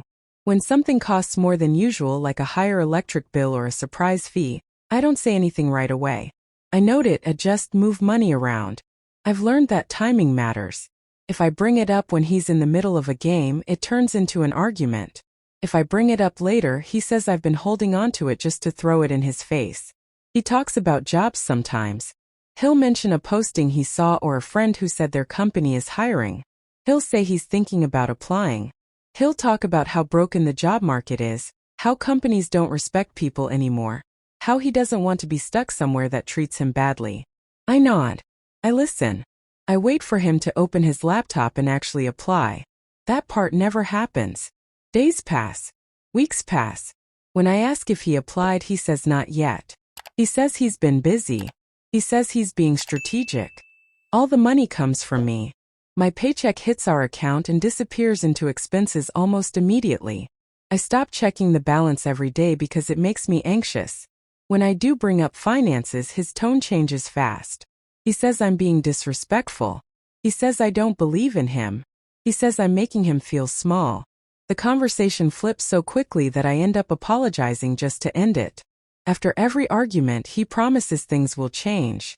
He says he'll start applying seriously. He says he knows he's been stuck. He says he just needs support, not pressure. For a few days after, he's nicer. He does dishes without being asked. He asks how my day went. Then everything slides back into the same pattern, and nothing actually moves forward. I tell myself maybe I'm not approaching it the right way. Maybe I'm too blunt. Maybe I should be more patient. I wonder if other couples deal with this and just don't talk about it. I minimize it in my own head by saying at least he's home. At least he's not out spending money we don't have. At least he says he wants to work. I remind myself that relationships aren't always balanced, and that sometimes one person carries more for a while. We met in a very ordinary way. A mutual friend invited us both to a small gathering after work. Nothing fancy. We talked about our jobs, complained about traffic, laughed about something small and forgettable. He was working then. He had a routine. He seemed grounded. We dated, moved in together, got married without any big drama. Felt like the adult thing to do. Early on, what felt safe was how predictable life was with him. He had a schedule. He contributed. We split bills. If something came up, we talked about it calmly. There wasn't a lot of emotional intensity, but there wasn't chaos either. I didn't feel like I had to manage everything alone. Felt stable, like we were on the same team. The first shift was small. He started complaining more about work. He said his manager didn't respect him. He said the work was pointless. Then he talked about quitting and finding something better. We agreed he'd look around while still working. Then one day he quit without another job lined up. We talked about it that night. I asked how long he thought it would take to find something else. He said not long. I didn't push. A few weeks later I asked again. He brushed it off and said I was stressing him out. I let it go. I told myself he deserved a break. I postponed the conversation because I didn't want to be the kind of partner who nags. I thought giving him space would help. Over time, the behavior became the pattern. In public, he talks confidently about future plans. He jokes about being in between opportunities. People laugh and I smile along. In private, if I bring up resumes or interviews, he gets defensive. When I stay quiet, things are smoother. When I speak up, the house gets tense. So I started editing myself. I stopped asking certain questions. I adjusted my expectations. I learned which topics came with a cost. I explain it away to friends by saying he's figuring things out. I tell my family the job market is rough. I say we're okay. I even hear myself saying things like, I know this sounds small, but money conversations just get heated. At the same time, I know I'm paying for everything and still being blamed for the tension in our marriage. Both things are true and I hold them at once. I stay for very concrete reasons. We share debts. Our lease is in both our names. I am the sole income, and the idea of supporting two households instead of one feels impossible. There's also the hope that the version of him I married is still there, that this is temporary. And there's fear. Fear that if I leave, I'll be alone and still responsible for everything, just without the illusion of partnership. Leaving feels harder than staying because of what would immediately fall on me. Untangling finances. Explaining to people. Carrying the guilt of being the one who walked away when he's already struggling. There's also the risk that he won't land on his feet, and I'll have to live with that knowledge. Staying at least keeps things contained, even if it's uncomfortable. There wasn't a big turning point. No explosive fight. It was more like noticing the same promise made for the 10th time, said the same way, followed by the same inaction. It was realizing that months had passed and nothing had shifted except my tolerance. One night I paid another bill and didn't feel surprised or angry. I just felt tired in a way that lingered. Right now I'm still inside it. I haven't made a decision. I haven't confronted him with an ultimatum. I'm aware of the pattern, but I'm still living it. Some days I convince myself things will change. Other days I wonder how long I've been adjusting my life around his refusal to step up. I'm supporting us both while being told I'm the reason things feel tense. And I don't know how much longer I can hold that contradiction without breaking something. At what point does supporting the person you married stop being partnership and start being enabling? That's the end of this confession. Thanks for listening. Next confession. My partner can go quiet for half a day, read my message, and then come back like nothing happened while telling me they just needed space and that this is what independence looks like. It shows up in small, repeatable ways. I send a message in the morning, something simple like asking how their day's starting. I can see it's been read. No response. Hours pass. Their location, which used to be visible without comment, is suddenly unavailable. Explained later as a glitch or an accidental setting change. In the evening, they'll send a casual text or call, talking about their workout, a show they watched, plans they're thinking about for the weekend. There's no mention of the gap. No acknowledgement that I was waiting or wondering. If I ask where they were or what they were up to, the answer is vague. Just out. Doing my own thing. The tone is calm, sometimes almost cheerful, like nothing unusual happened.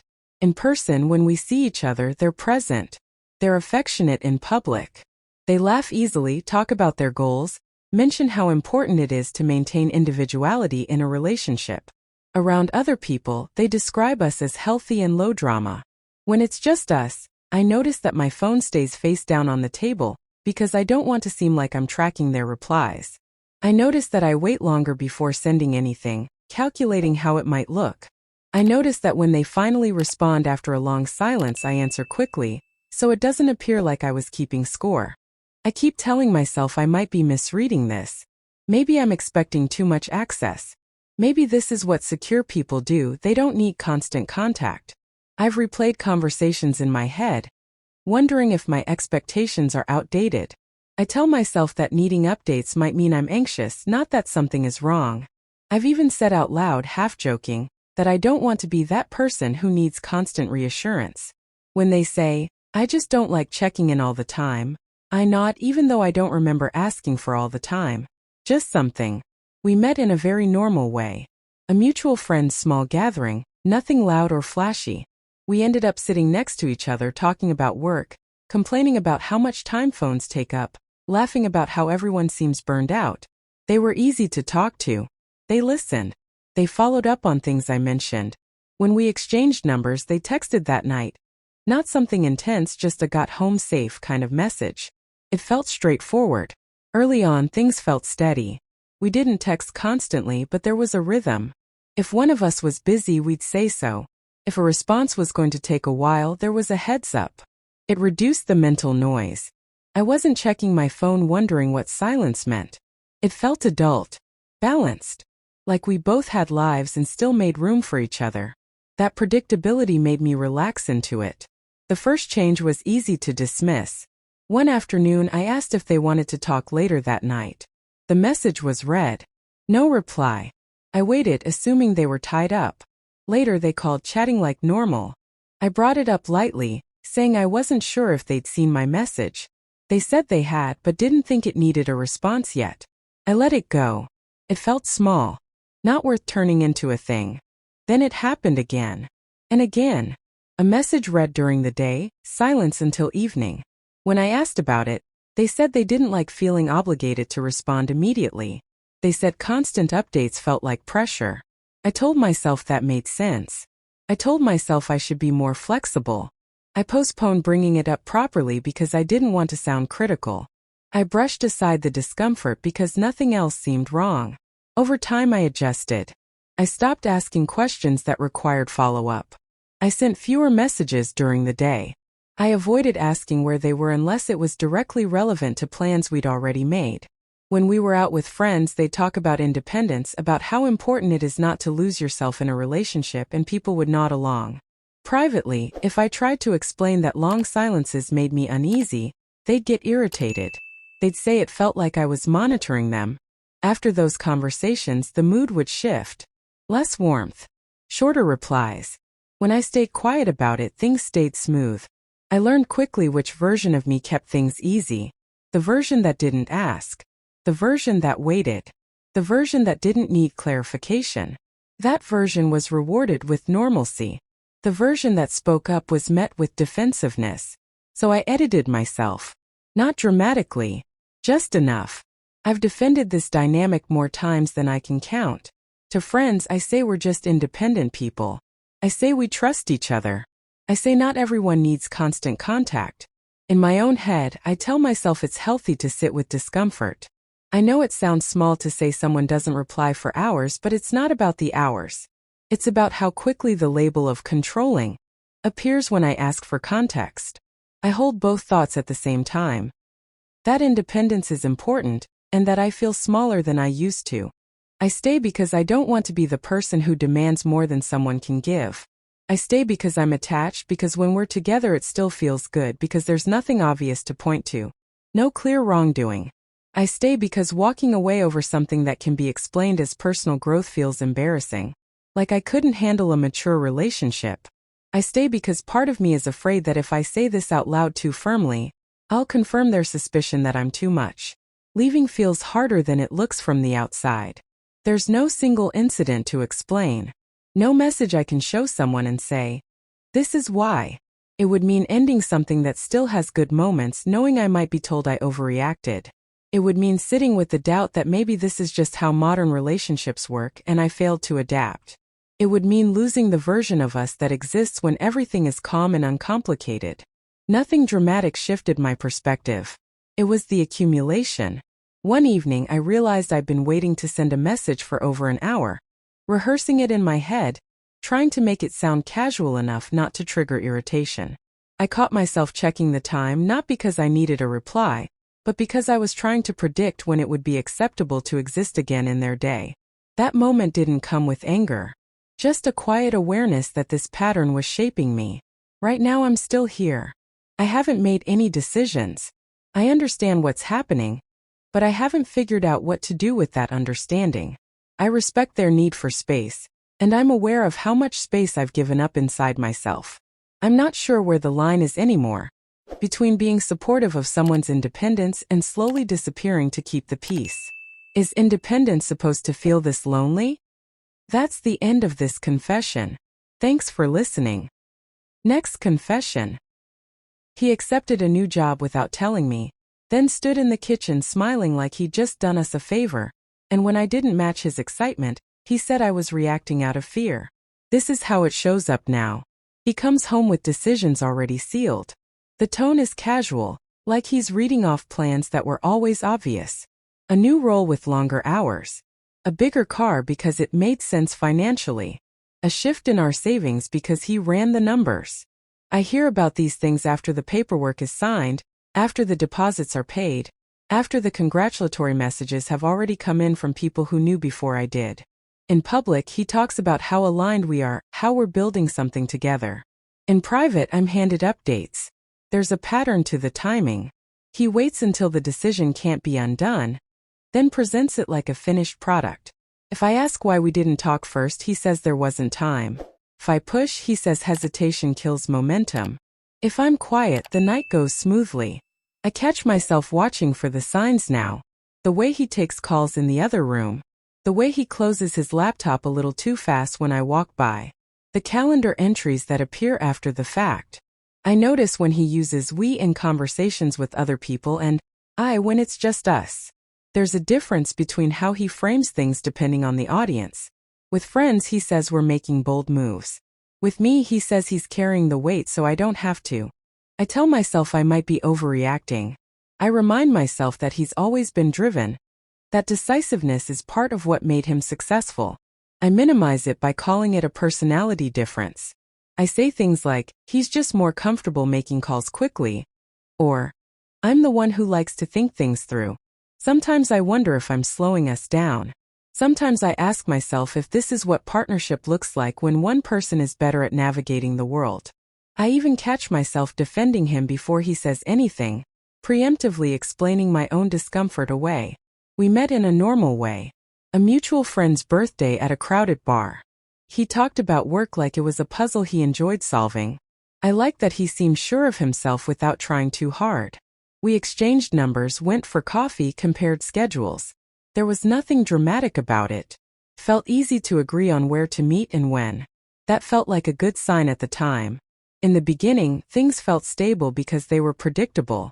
He had routines. He planned ahead. Bills were paid early. He liked lists. When we moved in together, he handled the logistics confidently, and it lowered my anxiety. I didn't have to chase anything. He said what he would do and then did it. That steadiness felt mature.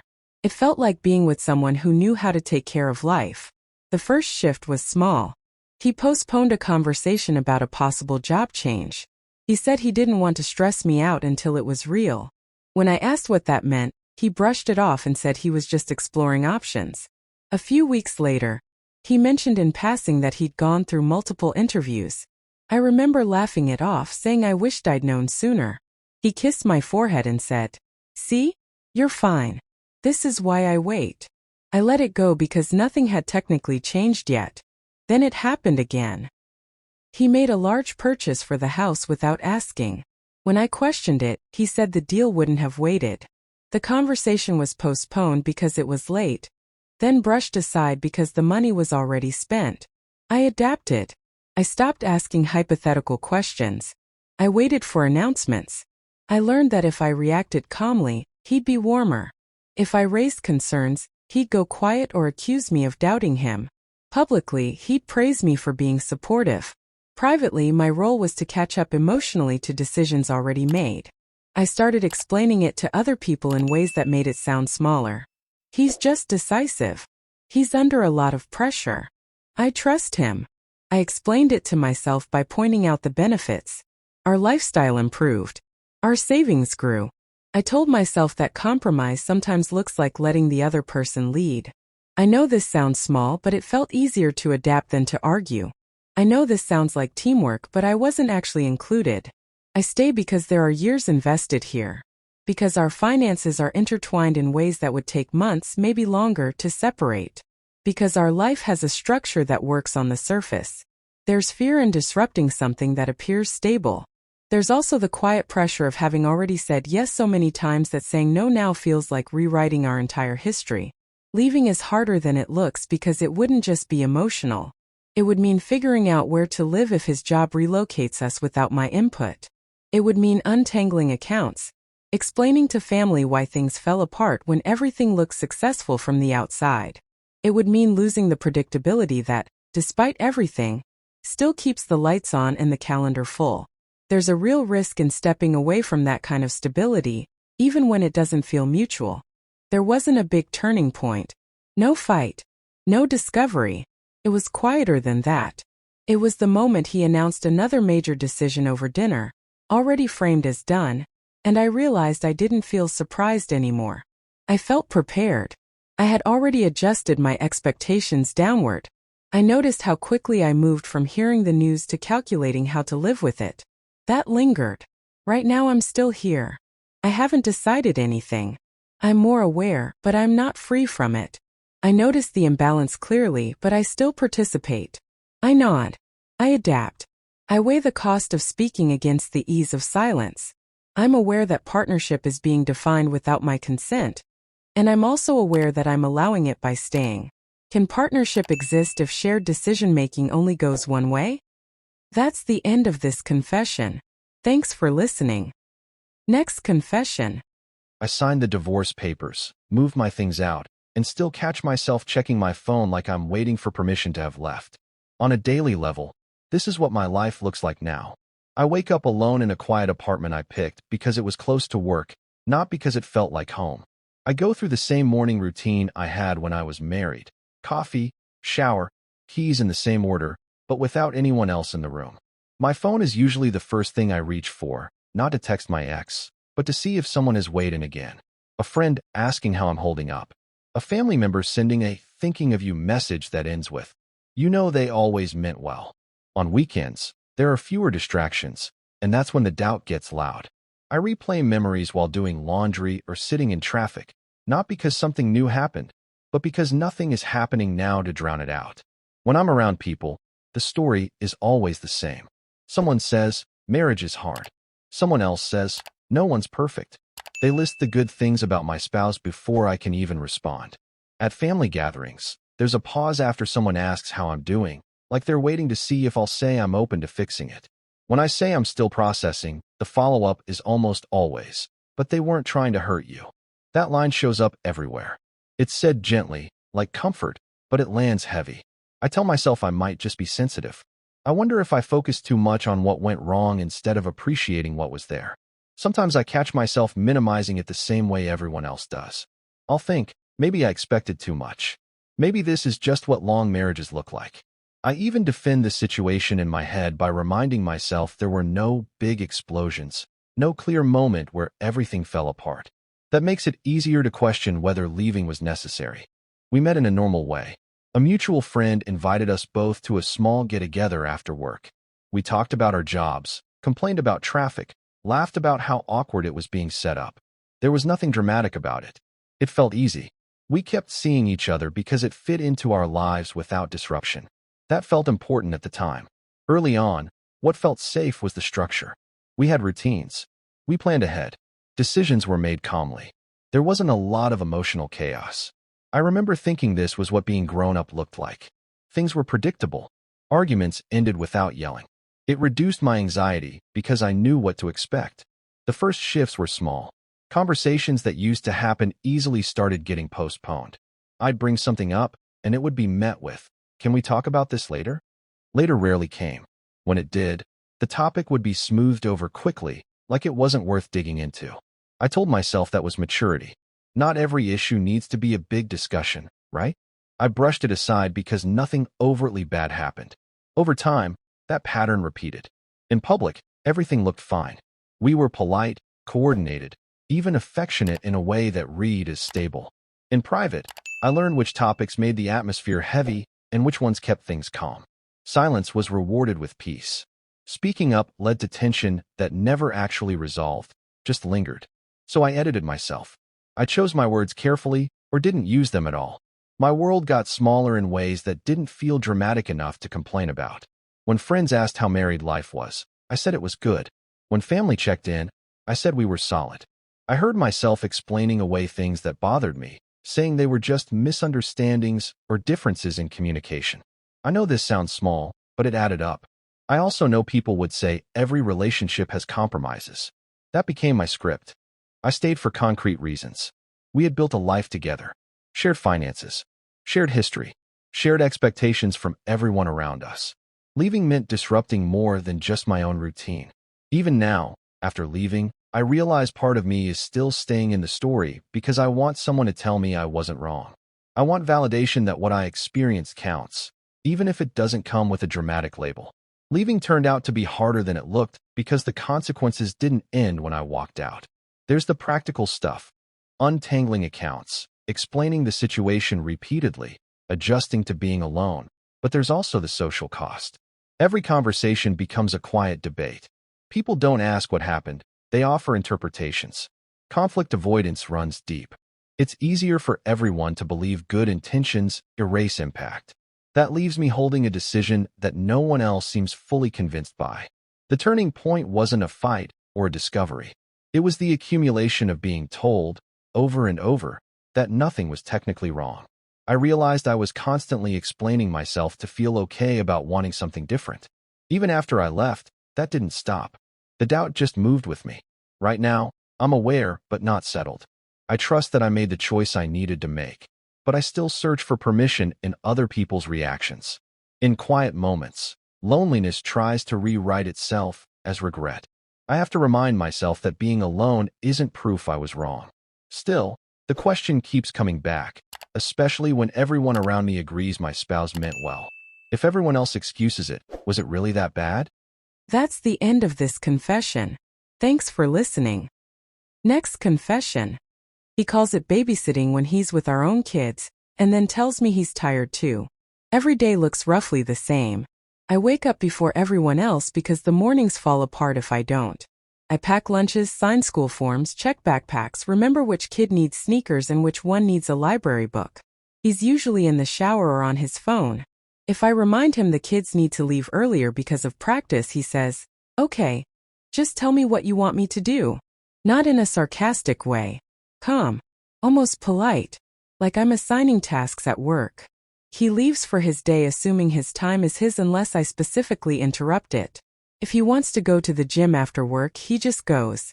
If he wants to stay late, he stays late.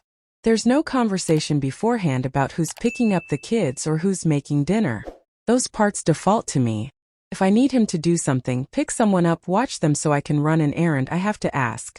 When I ask, he says yes most of the time. Later, he'll say he helped a lot this week. In public, he talks like an involved dad. He'll tell people he's hands-on, or that we split things.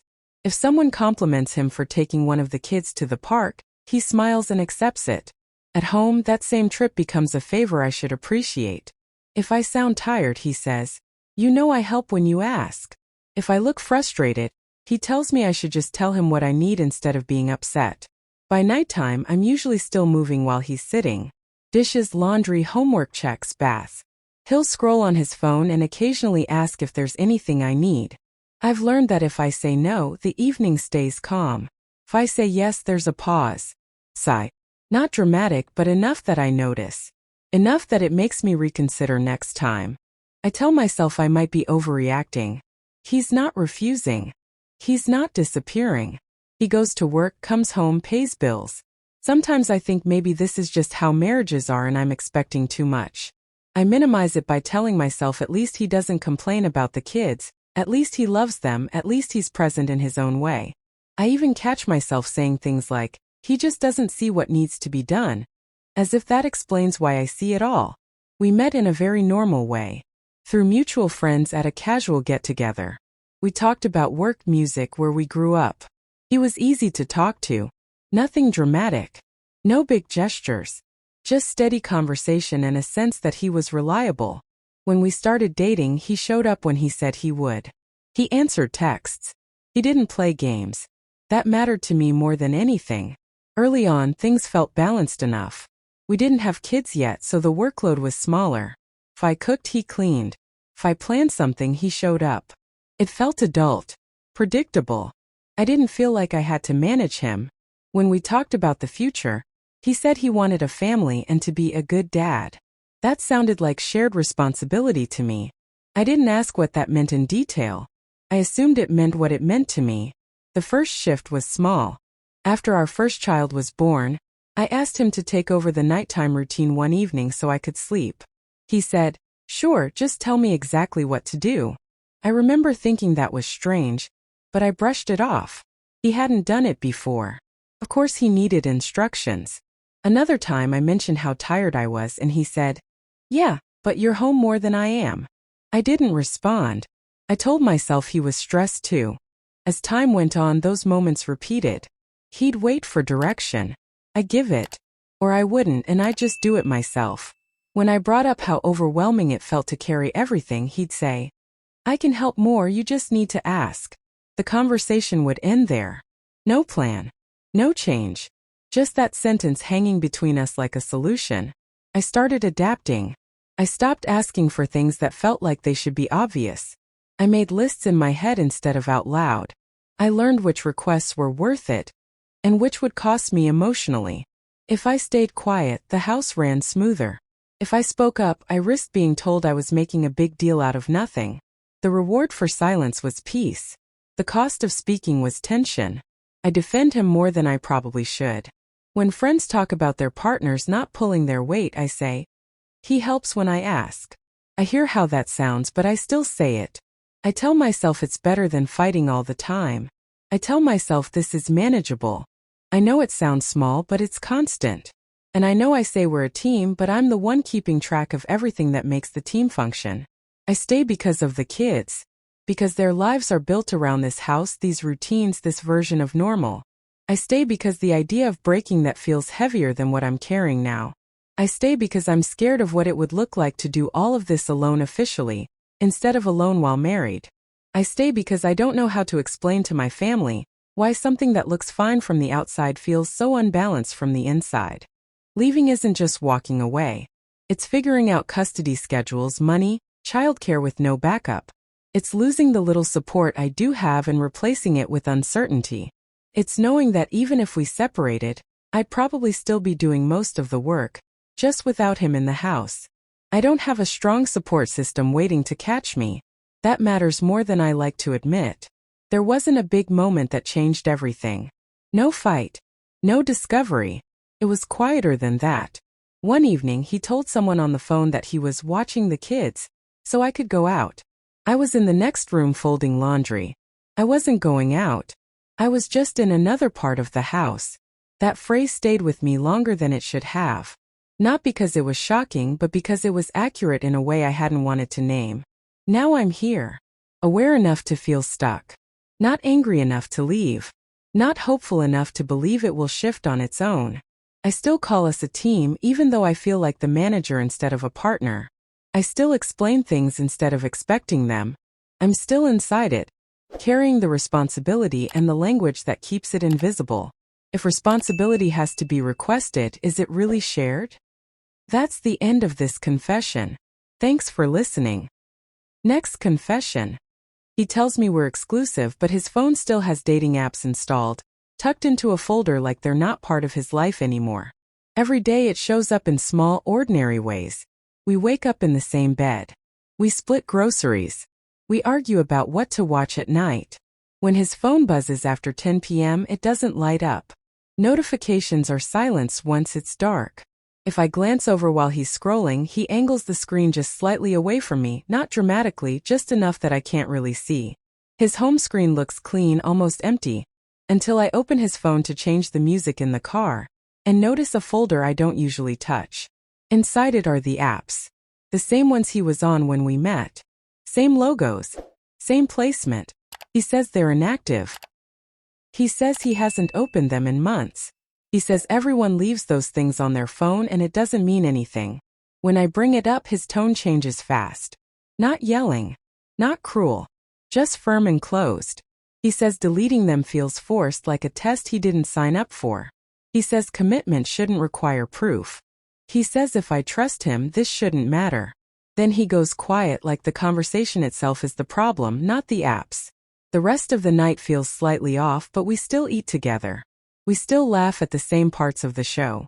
Nothing looks broken from the outside. I tell myself I might be overthinking it. I tell myself apps don't equal action. I tell myself I don't actually know what inactive looks like, and maybe this is just how dating works now.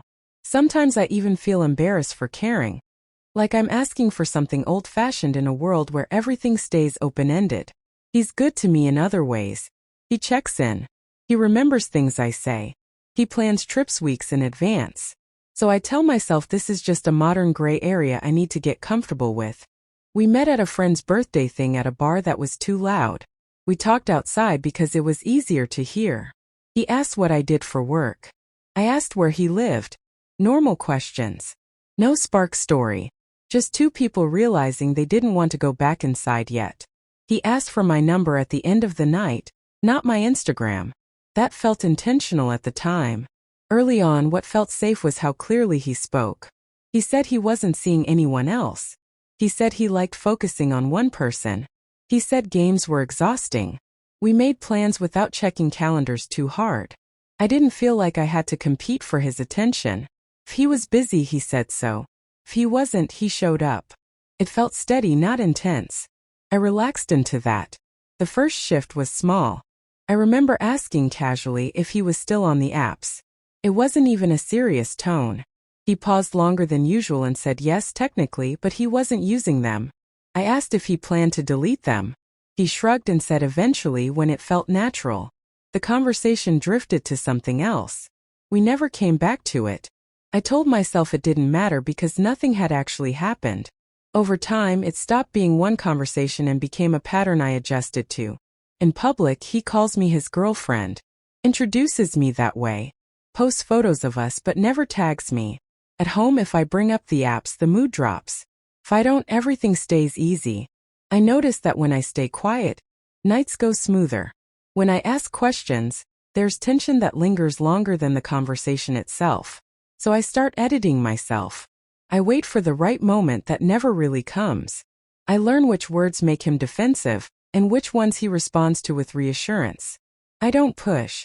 I find myself explaining it to friends before they even ask. I say it's not a big deal. I say it's just how people date now. I say he's honest with me, which is true in some ways. I also hear myself say things that don't fully line up, like, I trust him, I just wish the apps weren't there. I know that sounds small, but it's always there, sitting quietly in the background. On my phone, I don't have those apps anymore. I deleted them without thinking. I didn't announce it. I didn't need it acknowledged. That difference keeps nagging at me. I stay because the connection feels real. Because when it's good, it's easy. Because I can picture a future that looks stable if this one thing would just resolve itself. I stay because starting over feels exhausting. And because part of me believes that exclusivity is a process, not a switch. I stay because he says the right words, and I want to believe words still mean something. Leaving feels heavier than it probably looks from the outside. We signed a lease together. Our friends overlap so much that any gathering would feel divided. We have routines that would disappear overnight. I'd have to explain why I left a relationship that, on paper, looked fine. I'd have to say it was about apps on a phone. And that sounds ridiculous even to me when I say it out loud. There wasn't a big moment that changed everything. No message I saw. No confrontation. It was more like noticing how often I check his phone without meaning to. How often I rehearse what I'd say if I brought it up again. How his reassurance feels practiced, like it's meant to end the conversation, not deepen it. One night he said, "You know I'm choosing you," while his phone was face down on the table between us. That sentence stayed with me longer than it should have. Right now I'm still here. We're still together. We still make plans for next month. I haven't decided anything. I'm aware of what's happening, but I'm not acting on it. I'm holding two things at once, believing him and seeing the apps. I don't know which one I'm supposed to listen to. Can exclusivity actually exist when someone keeps their options intentionally open? That's the end of this confession. Thanks for listening. Next confession. He gets home after midnight now, sometimes closer to 1, and the first thing he does is head straight for the shower like it's part of the job, like it's not even a choice. It started showing up on his calendar as client dinner or late project. Always added the same day, sometimes an hour before he leaves. Twice a week, sometimes 3 if the week is crazy. He'll tell me in the afternoon casual like he just remembered. I'll nod and say okay because that's what I do now. I don't ask who the client is anymore. I don't ask where they're going. I just watch the calendar update on our shared app and pretend it doesn't make my stomach tighten. When he comes home, the apartment is quiet because I make it that way.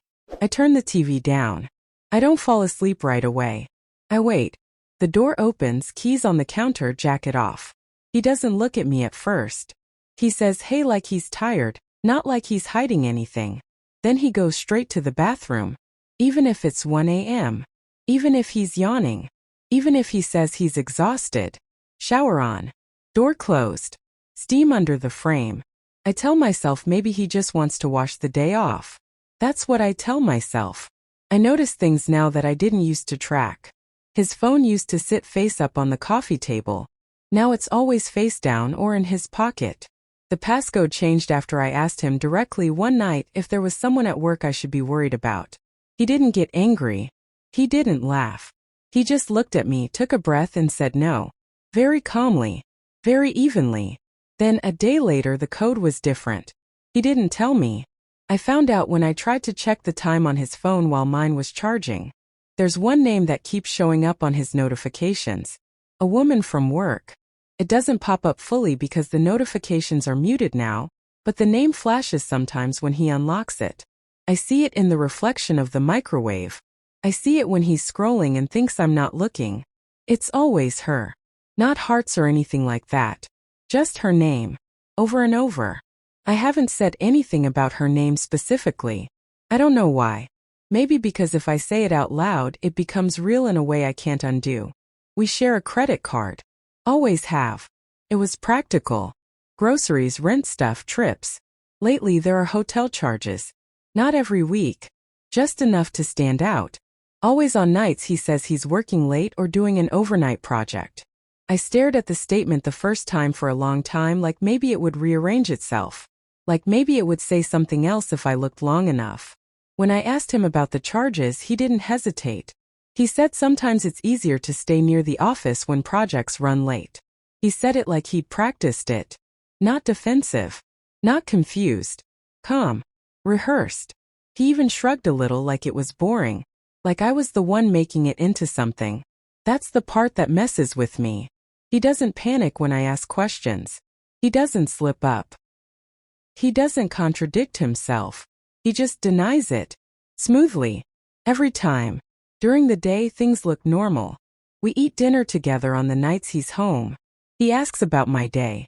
He remembers to take the trash out. He sends me memes. In public, he's still the guy everyone likes. At family dinners, he helps clean up without being asked. My mom calls him a good husband. His parents brag about him. Sometimes I watch him laugh with other people and I feel like I'm watching someone else's life. I keep thinking maybe I'm overreacting. Maybe this is just what work looks like now. Messaging apps. Flexible hours. Late nights. Everyone's exhausted. Everyone's busy. I tell myself I'm paranoid. I tell myself 7 years doesn't disappear because of a few late nights and some credit card charges. We met at a friend's birthday thing. Nothing dramatic. Loud bar. Mutual friends. We talked about work and where we grew up. He was steady. That's what I liked. He showed up when he said he would. He answered texts. He didn't play games. After a while, my anxiety just quieted around him. Being married to him felt like choosing calm. That's still the version of him I keep reaching for. The first change was small. Barely a thing. He was late one night and didn't text. I remember checking my phone and feeling annoyed, not scared. When he got home, he said he lost track of time. I said okay. That was it. No fight. No follow-up. Then it happened again. And again. And each time I adjusted. I stopped asking when he'd be home. I stopped waiting with dinner. I stopped mentioning it unless it felt impossible not to. When I do bring something up, there's a cost. He doesn't yell, but he goes quiet afterward. Distant but in a polite way. The air gets tight. Things feel harder. When I don't bring it up, everything is easier. We joke. We function. We look like a couple, that's fine. So I stay quiet more than I should. I catch myself explaining him to other people. Work's just intense right now. His industry is crazy. I hear myself say it and part of me knows I'm smoothing something sharp so no one cuts themselves on it. The weird part is I'm loyal to him in public while privately collecting evidence against him. I screenshot statements. I note dates. I notice patterns. I hate that version of myself, but I can't stop. Feels safer to know than to float. Leaving sounds simple when people say it out loud. Just go. But there's the lease. The debt we share. The way our families are tangled together. The way everyone thinks he's a good husband. The way I'd have to explain without sounding unhinged. Without proof he's willing to admit to. Sometimes I think if he would just say it. Just once. If he would admit it, even quietly, I could move. I could make a decision. Right now I feel like I'm standing on something that might not be solid, but no one else sees the cracks. I haven't caught him in a message. I haven't walked in on anything. All I have are behaviors, timelines, charges, patterns, and his calm face telling me I'm wrong. So I'm here, watching, waiting, still married, still showing up, still unsure if I'm allowed to leave a marriage without the other person admitting they broke it. Do I need him to say it out loud before I'm allowed to walk away? That's the end of this confession. Thanks for listening. Next confession. She takes screenshots of our arguments and sends them to her mom. I know this because I've seen her do it. She doesn't hide it. She'll be sitting next to me, thumb moving, and I'll ask who she's texting and she'll say, "My mom." Like that explains everything. And then 5 minutes later the way she's talking to me is different. Calmer. Firmer. Like a decision already got made somewhere else. That's kind of how it goes most days. We'll be in the middle of something, planning dinner, talking about a trip, even just deciding when to see each other. And her phone lights up. Her mom's name. She always answers. It doesn't matter where we are. We could be on a date, mid-sentence, and she'll say, "Hold on," and step away. Sometimes she puts it on speaker without meaning to, and I hear my name. Not in a bad way. Just involved. Like I'm part of a meeting I didn't agree to be in. After those calls, plans change. Not dramatically. It's subtle. Actually, tonight might not work. Or, we should probably do that another weekend. If I ask why, she says, "I talked to my mom." That's it. That's the explanation. Not what her mom said. Just that the conversation happened. And I'm supposed to understand that that means something shifted. Holidays are the same. I don't get asked what I want to do. I get informed. She'll tell me where she's going, when she's leaving, how long she'll be there. Sometimes she'll say, "My mom already planned it." Sometimes she'll say, "It's just how we do things." I'm included, technically. I get an invite. But the schedule isn't flexible. If I can't make it work, then I'm the one opting out. It's never presented like a discussion. Future plans are tricky. She doesn't say no outright. She just doesn't say yes until she's talked to her mom. Moving closer to each other, traveling, even something small like committing to a weekend weeks in advance, it all comes with this pause.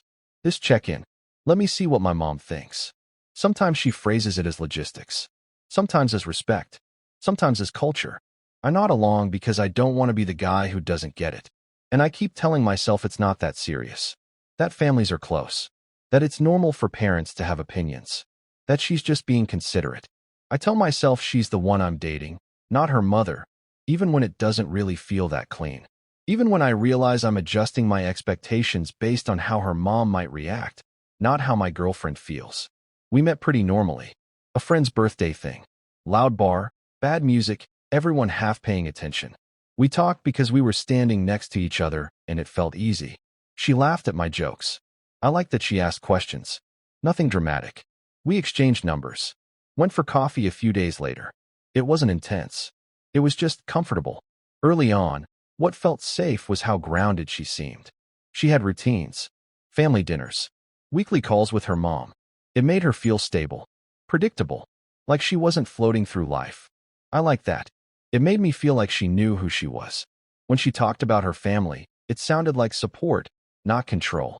At least that's how I heard it then. The first time I noticed something was small. We had planned a weekend away. Nothing fancy, just a couple days. She was excited about it. Sent me links. We talked about what to pack.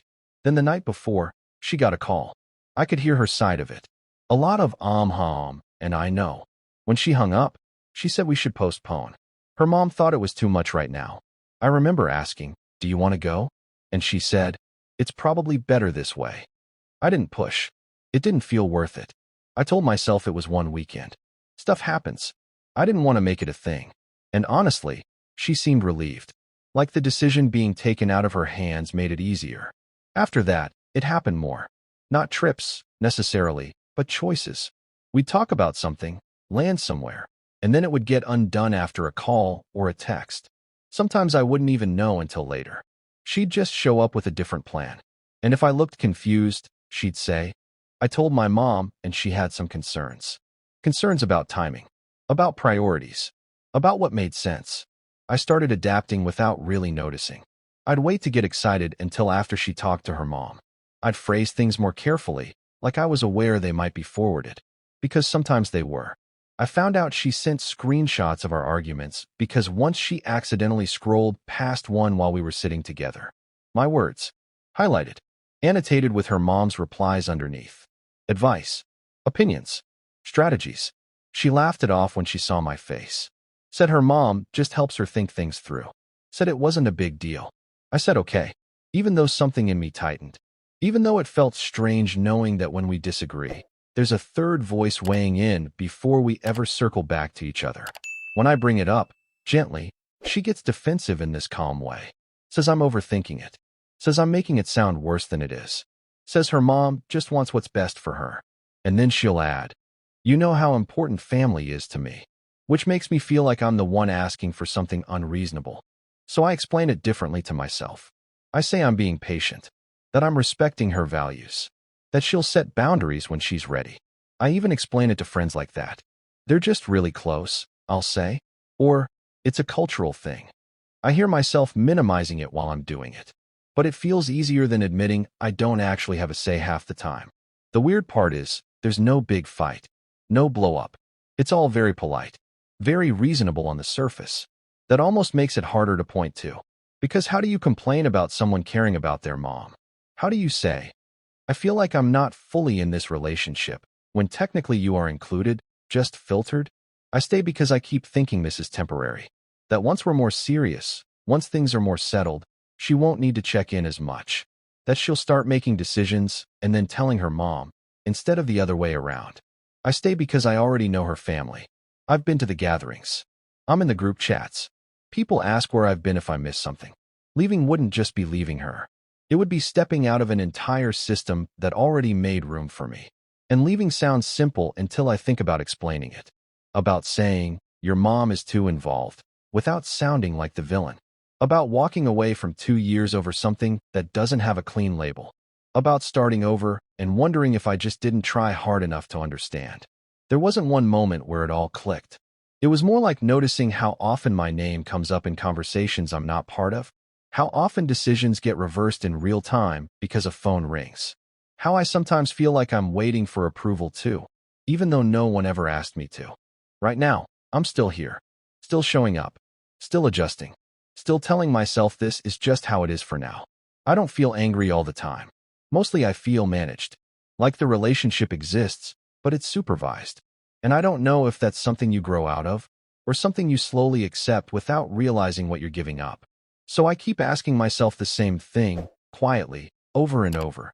Am I in a relationship with one person, or am I negotiating my place in an entire family? That's the end of this confession. Thanks for listening. Next confession. My paycheck hits on Fridays, and by Friday night it's already not mine anymore. It goes straight into his account. He calls it cleaner that way. But I still get the notification on my phone that the deposit went through, and then another one later when he checks it. He'll ask if I saw it too, like we're both watching the same thing happen from different sides. This is what most days look like now. I wake up, get ready for work, pack my lunch because that's easier than asking later. If I need gas, I make sure it's on the way home so I can tell him exactly how much it was. If I stop for coffee, I already know I'll have to explain why I didn't just make it at home. Nothing big. Just constant. Every night, he sits on the couch with his phone and scrolls through the banking app. I know the sound of it now. He doesn't hide it. Sometimes he'll read things out loud like, Target $27.48, and wait. Not angry right away. Just waiting. I'll explain. Shampoo, paper towels, a card for my cousin's birthday. Then he nods like we've completed something together. He says this is what adults do. He says this is how you build a future. He says I'm lucky he's good with money because I'm too generous or not a planner. He says it with a smile most of the time. If I don't push back, the night stays calm. I tell myself it's temporary, that it's just because we're saving for the wedding. That once things settle, it'll loosen up. I say that a lot. Once things settle. We met at a friend's birthday dinner. Nothing dramatic. I was late, slid into the empty seat, and he moved his drink so I'd have room. We talked about work, complained about rent prices, laughed about the same stupid show. He was steady. That's what stood out. He didn't overshare. He didn't rush. He followed through. After a few messy relationships, that felt like relief. When we moved in together, everything felt simpler. He already had a system. Bills on autopay. Spreadsheets. A plan. I liked that I didn't have to think so hard anymore. When he suggested we combine finances to get ahead faster, it sounded logical. We were engaged. What was the difference? First, it was small. He asked me to route my paycheck to his account just until we got a joint one set up. Then there was always a reason to wait. Then it was, let's just keep it this way, it's working. When I bought something without mentioning it first, he'd ask why I didn't tell him. Not yelling. Just disappointed. Like I'd skipped a step. The first time I asked if I could keep my own checking account, he got quiet. Then defensive. He asked why I didn't trust him. He asked if I thought he was trying to control me. I remember backtracking immediately, saying no, of course not, I just thought it might be easier. He didn't talk much the rest of the night. After that, I learned. Speaking up costs more than staying quiet. If I don't question it, things run smoothly. If I do, everything tightens. So I stopped framing things as wants. I started framing them as explanations. I don't say, I'm going to buy this. I say, I needed this for work. There's a difference. When friends ask how wedding planning is going, I say it's stressful but exciting. When my mom jokes about me becoming a Mrs., I laugh. Nobody sees me standing in the grocery aisle doing math in my head over a $22 total. Nobody hears the tone change when I say I want to send money to my sister for her birthday. He says it's about security, about not starting our marriage with debt, about being responsible. And I repeat those words even when they don't feel like they belong to me anymore. I tell myself it's normal. I tell myself lots of couples do this. I tell myself it would be dramatic to call this a problem. But sometimes I catch myself hesitating over things I never used to think twice about. Replacing a bra. Getting a haircut. Saying yes to lunch with coworkers. It's not that he says no every time. It's that I have to ask. What makes it worse is that on paper it all looks fine. We're saving. The wedding deposits are paid. The guest list is set. Families are involved. Everyone says how lucky I am to have someone so responsible. I nod and agree. I don't mention that I don't know my own account balance without checking with him. The anger only comes out when I push for independence. Not yelling exactly. More like a sharpness. He'll say I'm being ungrateful. That I don't see how hard he's working to take care of us. That I'm making it about control when it's really about teamwork. And then I feel bad. Because maybe I am making it a bigger deal than it is. But then there are moments that stick. Like when I bought a dress for a work event and he asked why it couldn't have been cheaper. Or when I suggested we each have a set amount of no questions asked money, and he said that defeats the purpose. Or when he said, once we're married, it'll matter even more that we're aligned. Aligned.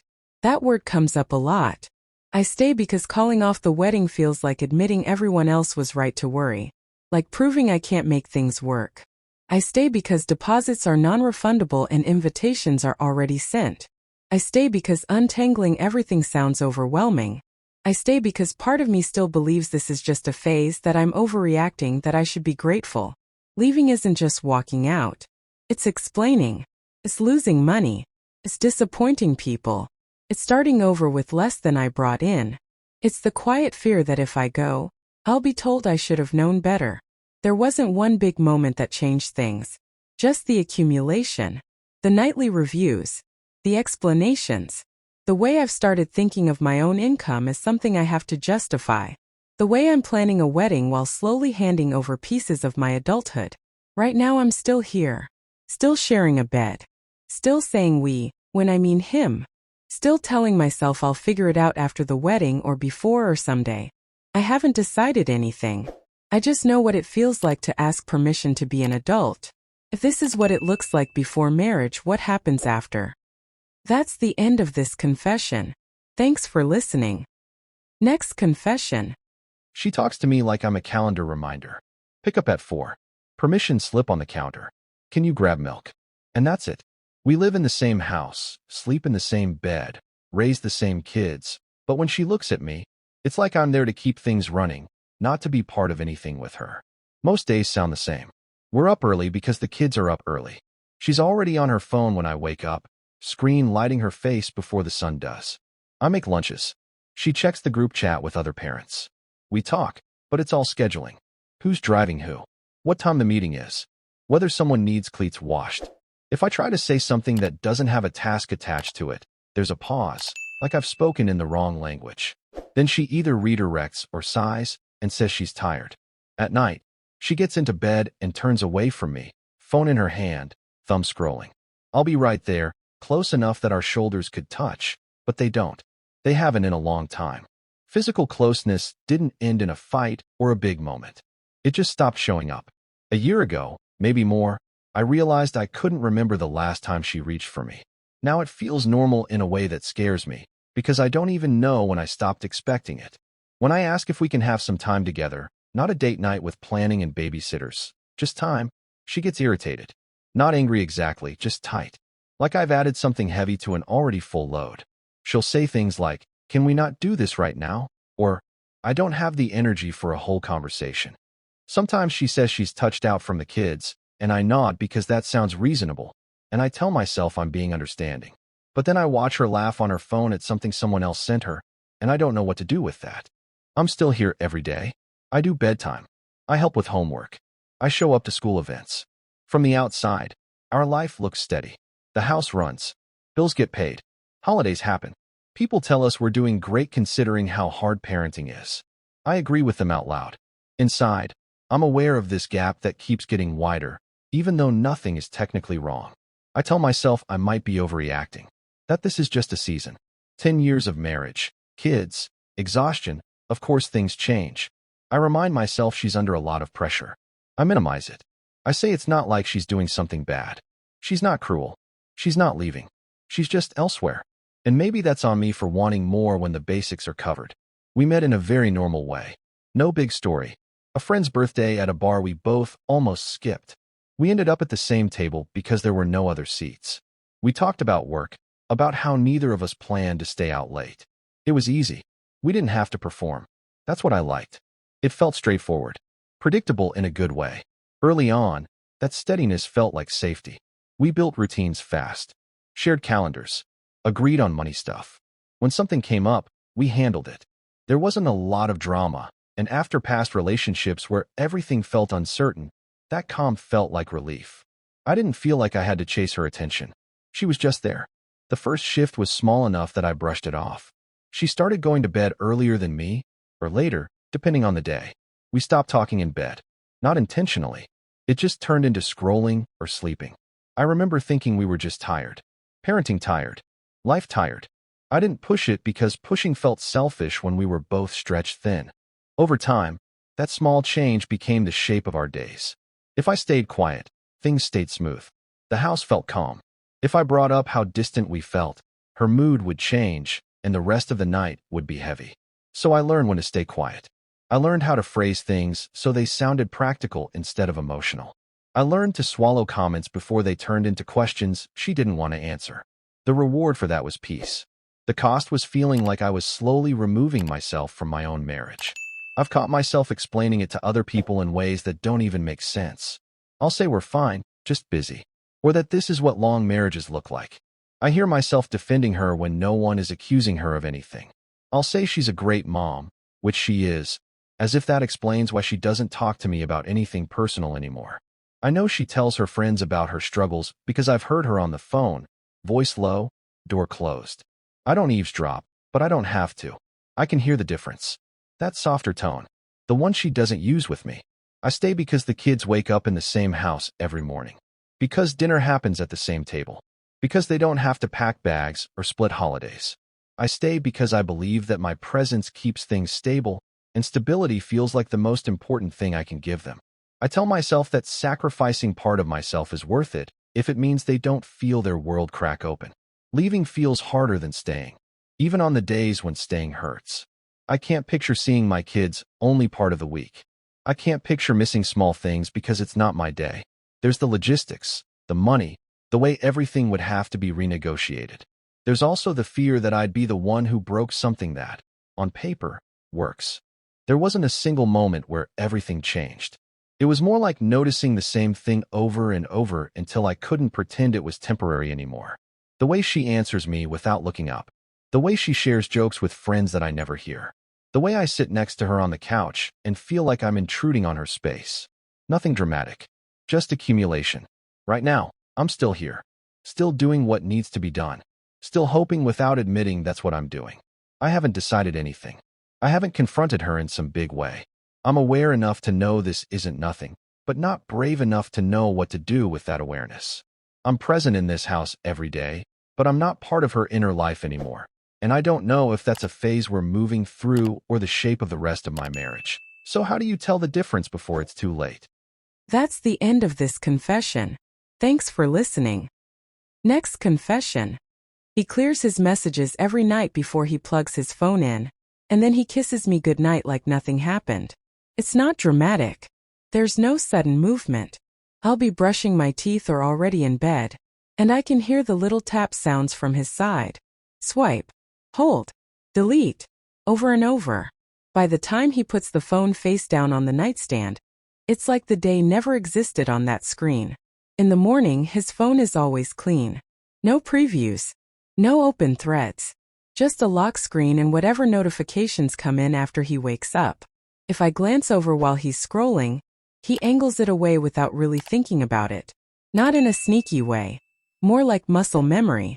And if I reach for it just to move it or because mine's dead and I want to check the time, his hand comes out first. Fast. Casual. Like he's protecting something fragile. If I say anything even lightly, he stiffens. It's just privacy, he says. I'm allowed to have privacy. So I drop it. Because that sentence sounds reasonable when you say it out loud. We live together, so this isn't happening in secret corners. It's in the open. The same way he cooks dinner most nights. The same way he leaves his shoes by the door even though I've asked him not to. The same way he always puts his phone face down everywhere. On the coffee table. At restaurants. On the couch between us. Screen never up. Sound always on vibrate. Sometimes I notice him checking messages in the bathroom. Sometimes I don't. Sometimes he's texting while we're watching a show, thumbs moving fast, and then the second the episode ends, the phone is gone. Bathroom. Bedroom. Somewhere I'm not. I haven't seen a single full conversation on his phone in 3 years. When I try to ask about it, I hear myself change the question before it leaves my mouth. I soften it. Hey, why do you always delete your messages? Turns into, do you mind if I borrow your phone? And even that feels like too much. The one time I asked directly, he laughed. Not mean. Just surprised.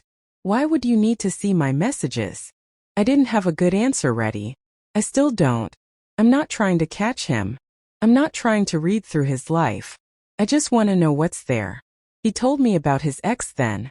How she went through his phone constantly. How nothing was ever enough. How she turned every conversation into an interrogation. He said he promised himself he'd never live like that again. So now, when I feel that tightness in my chest at night when I hear the deleting start, I tell myself I'm not like her. I don't snoop. I don't demand passwords. I don't scroll when he's in the shower. I sit on my side of the bed and scroll my own phone and pretend I don't notice what he's doing. Sometimes he notices me noticing. That's when he gets defensive. Not angry exactly. Just sharp. You're doing that thing, he says. You're making it a problem when it's not. And I immediately feel embarrassed, like I crossed a line that only existed in my head. We met at a friend's birthday thing. Nothing special. A loud bar, cheap drinks, sticky floor. He made a joke about the cake. I laughed. We talked about work and how tired we both were of dating apps. He texted me the next day. That part felt easy. In the beginning, his phone habits didn't stand out. Everyone's on their phone. Everyone guards it a little. He was attentive with me. He showed up when he said he would. He remembered things I told him. That mattered more to me than whether he left his phone unlocked on the table. Moving in together felt like a natural step. Rent made more sense. We were already spending every night together. There was comfort in the routine. Groceries, shared streaming accounts, splitting chores. I slept better knowing someone else was there. The first time I noticed the deleting clearly, like really noticed it, was maybe 6 months in. I asked who he was texting so late. He said a coworker. I said okay.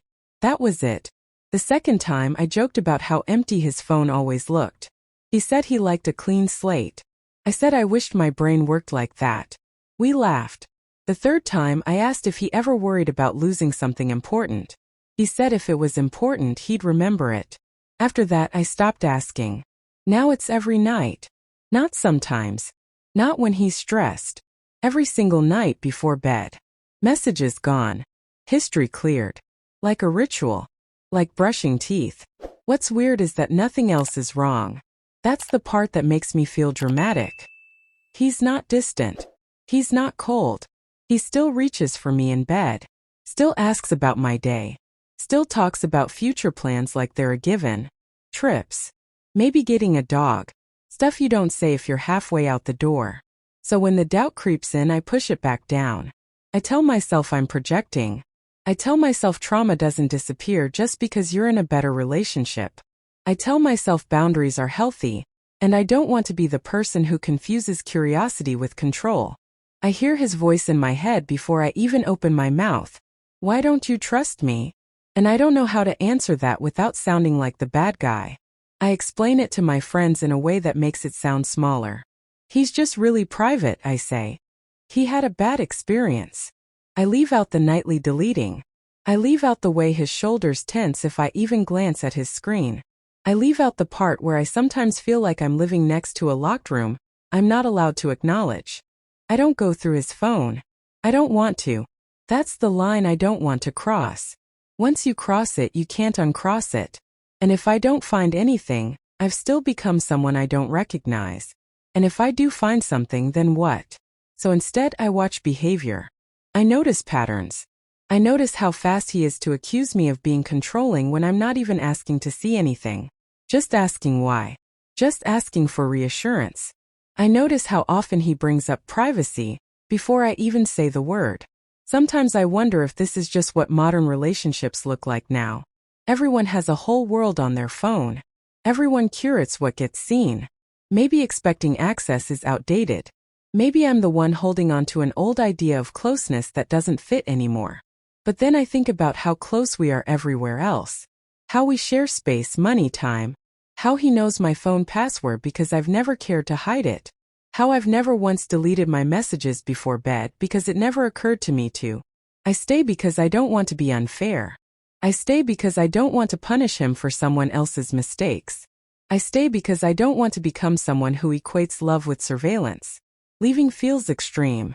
Dramatic. Like I'd be walking away over something I can't even name clearly. There's no proof. No screenshots. No moment I can point to and say that's it. Just a phone face down. A ritual. A boundary that feels thicker every night. So I keep respecting it. And I keep losing something quietly at the same time. And I don't know how much longer I can tell myself those two things aren't connected, because at what point does privacy stop being about protecting yourself and start being about keeping someone out? That's the end of this confession. Thanks for listening. Next confession. I don't live with him anymore, and I still catch myself rehearsing conversations in my head like I'm about to walk back into that house and ask him again if we can just talk for a minute. We're separated. Different places. Different routines. But the pattern didn't stop when I left. It just moved into my head. I notice it when my phone lights up and it's a mutual friend asking how I'm doing. In that careful way, like they already heard a version of the story. I notice it when I start to answer, and then rewrite the message 3 times so I don't sound dramatic. I notice it when I still feel the urge to explain myself, even though he's not here to dismiss it anymore. When we were together, asking to talk was never neutral. It was treated like an accusation. If I said, "Can we check in tonight?" his shoulders would tense. He'd sigh. Sometimes he'd say nothing at all and just keep scrolling. Other times he'd say, "Why does everything have to be a thing?" Or, "I'm exhausted, can we not do this right now?" And right now would stretch into days, weeks, months. I learned the timing rules without anyone saying them out loud. Don't bring things up after work. Don't bring things up on weekends. Don't bring things up before bed because then I'd be ruining the night. Don't bring things up in the morning because it would set a negative tone. There was never a good window. Just smaller consequences if I picked the quietest possible moment. When I did talk carefully, calmly, like I was handling something fragile, I'd be told I was creating drama, that I was reading into things, that other couples had real problems and we were actually doing fine. He liked that phrase, real problems. He'd say it like a shield, like as long as no one was screaming or cheating or throwing things, then whatever I was feeling didn't count. If I said I felt disconnected, he'd go quiet. Not angry, not yelling, just absent. He'd nod, maybe, but his eyes would glaze over. Sometimes he'd leave the room under the pretense of getting water or checking something on his phone, and not come back for a while. And when he did, the moment would be gone. The conversation would be gone. I'd be sitting there with my words still in my chest, feeling ridiculous for expecting more. We talked about counseling more than we ever actually went. I'd send links. I'd mention it gently. He'd say, "Yeah, we should." And then nothing would happen. If I followed up, I'd be told the timing wasn't right. Work was busy. Money was tight. Let's revisit it later. Later never came. Eventually, even suggesting it felt like proof that I was the problem. Like if I were easier, calmer, less needy, we wouldn't need help at all. He used mental health language in a way that made me doubt myself. He'd say things like, "I think you're projecting," or "This feels like anxiety talking," or "You might want to work on why you need so much reassurance." And maybe I did have anxiety. I'm not denying that.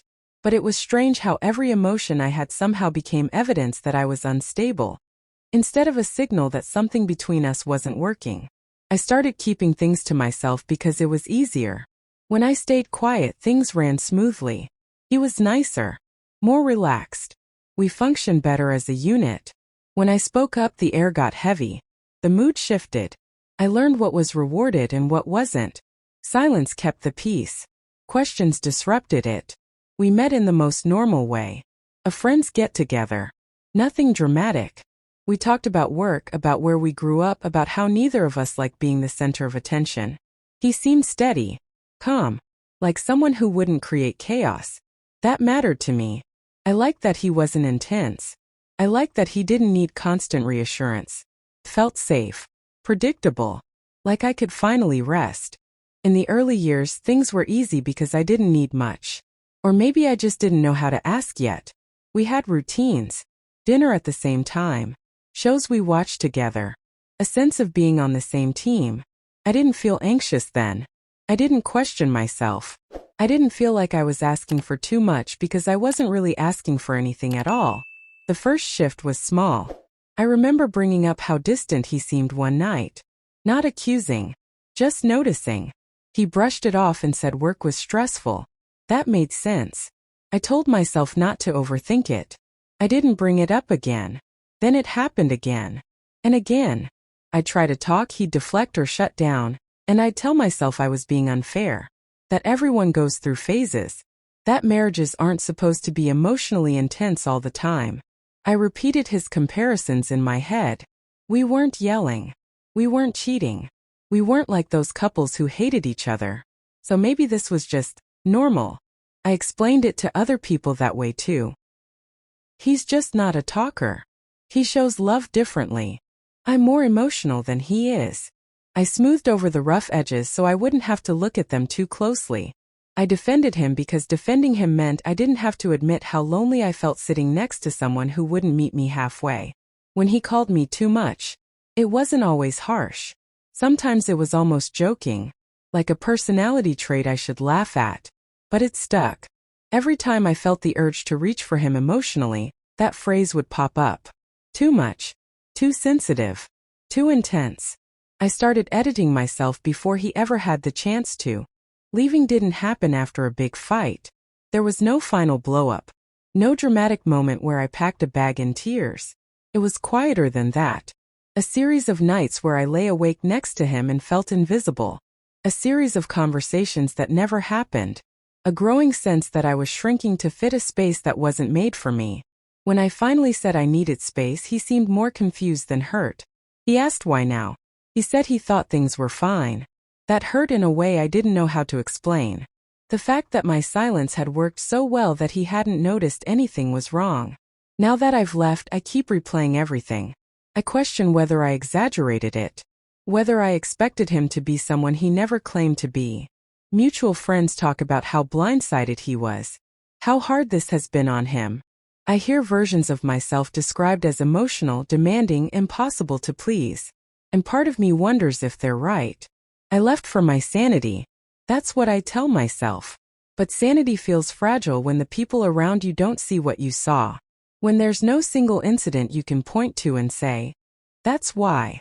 Just 1,000 small moments of being unheard. I don't regret leaving exactly. But I don't feel settled either. I still hesitate before expressing needs with anyone else. I still brace myself for dismissal. I still wonder if wanting emotional closeness really was asking for too much, or if I just got used to being told it was. How do I trust that my needs were valid? You've reached the end of this week's Confessions. Thank you for listening. If any of these stories stayed with you, you're welcome to share your thoughts in the comments.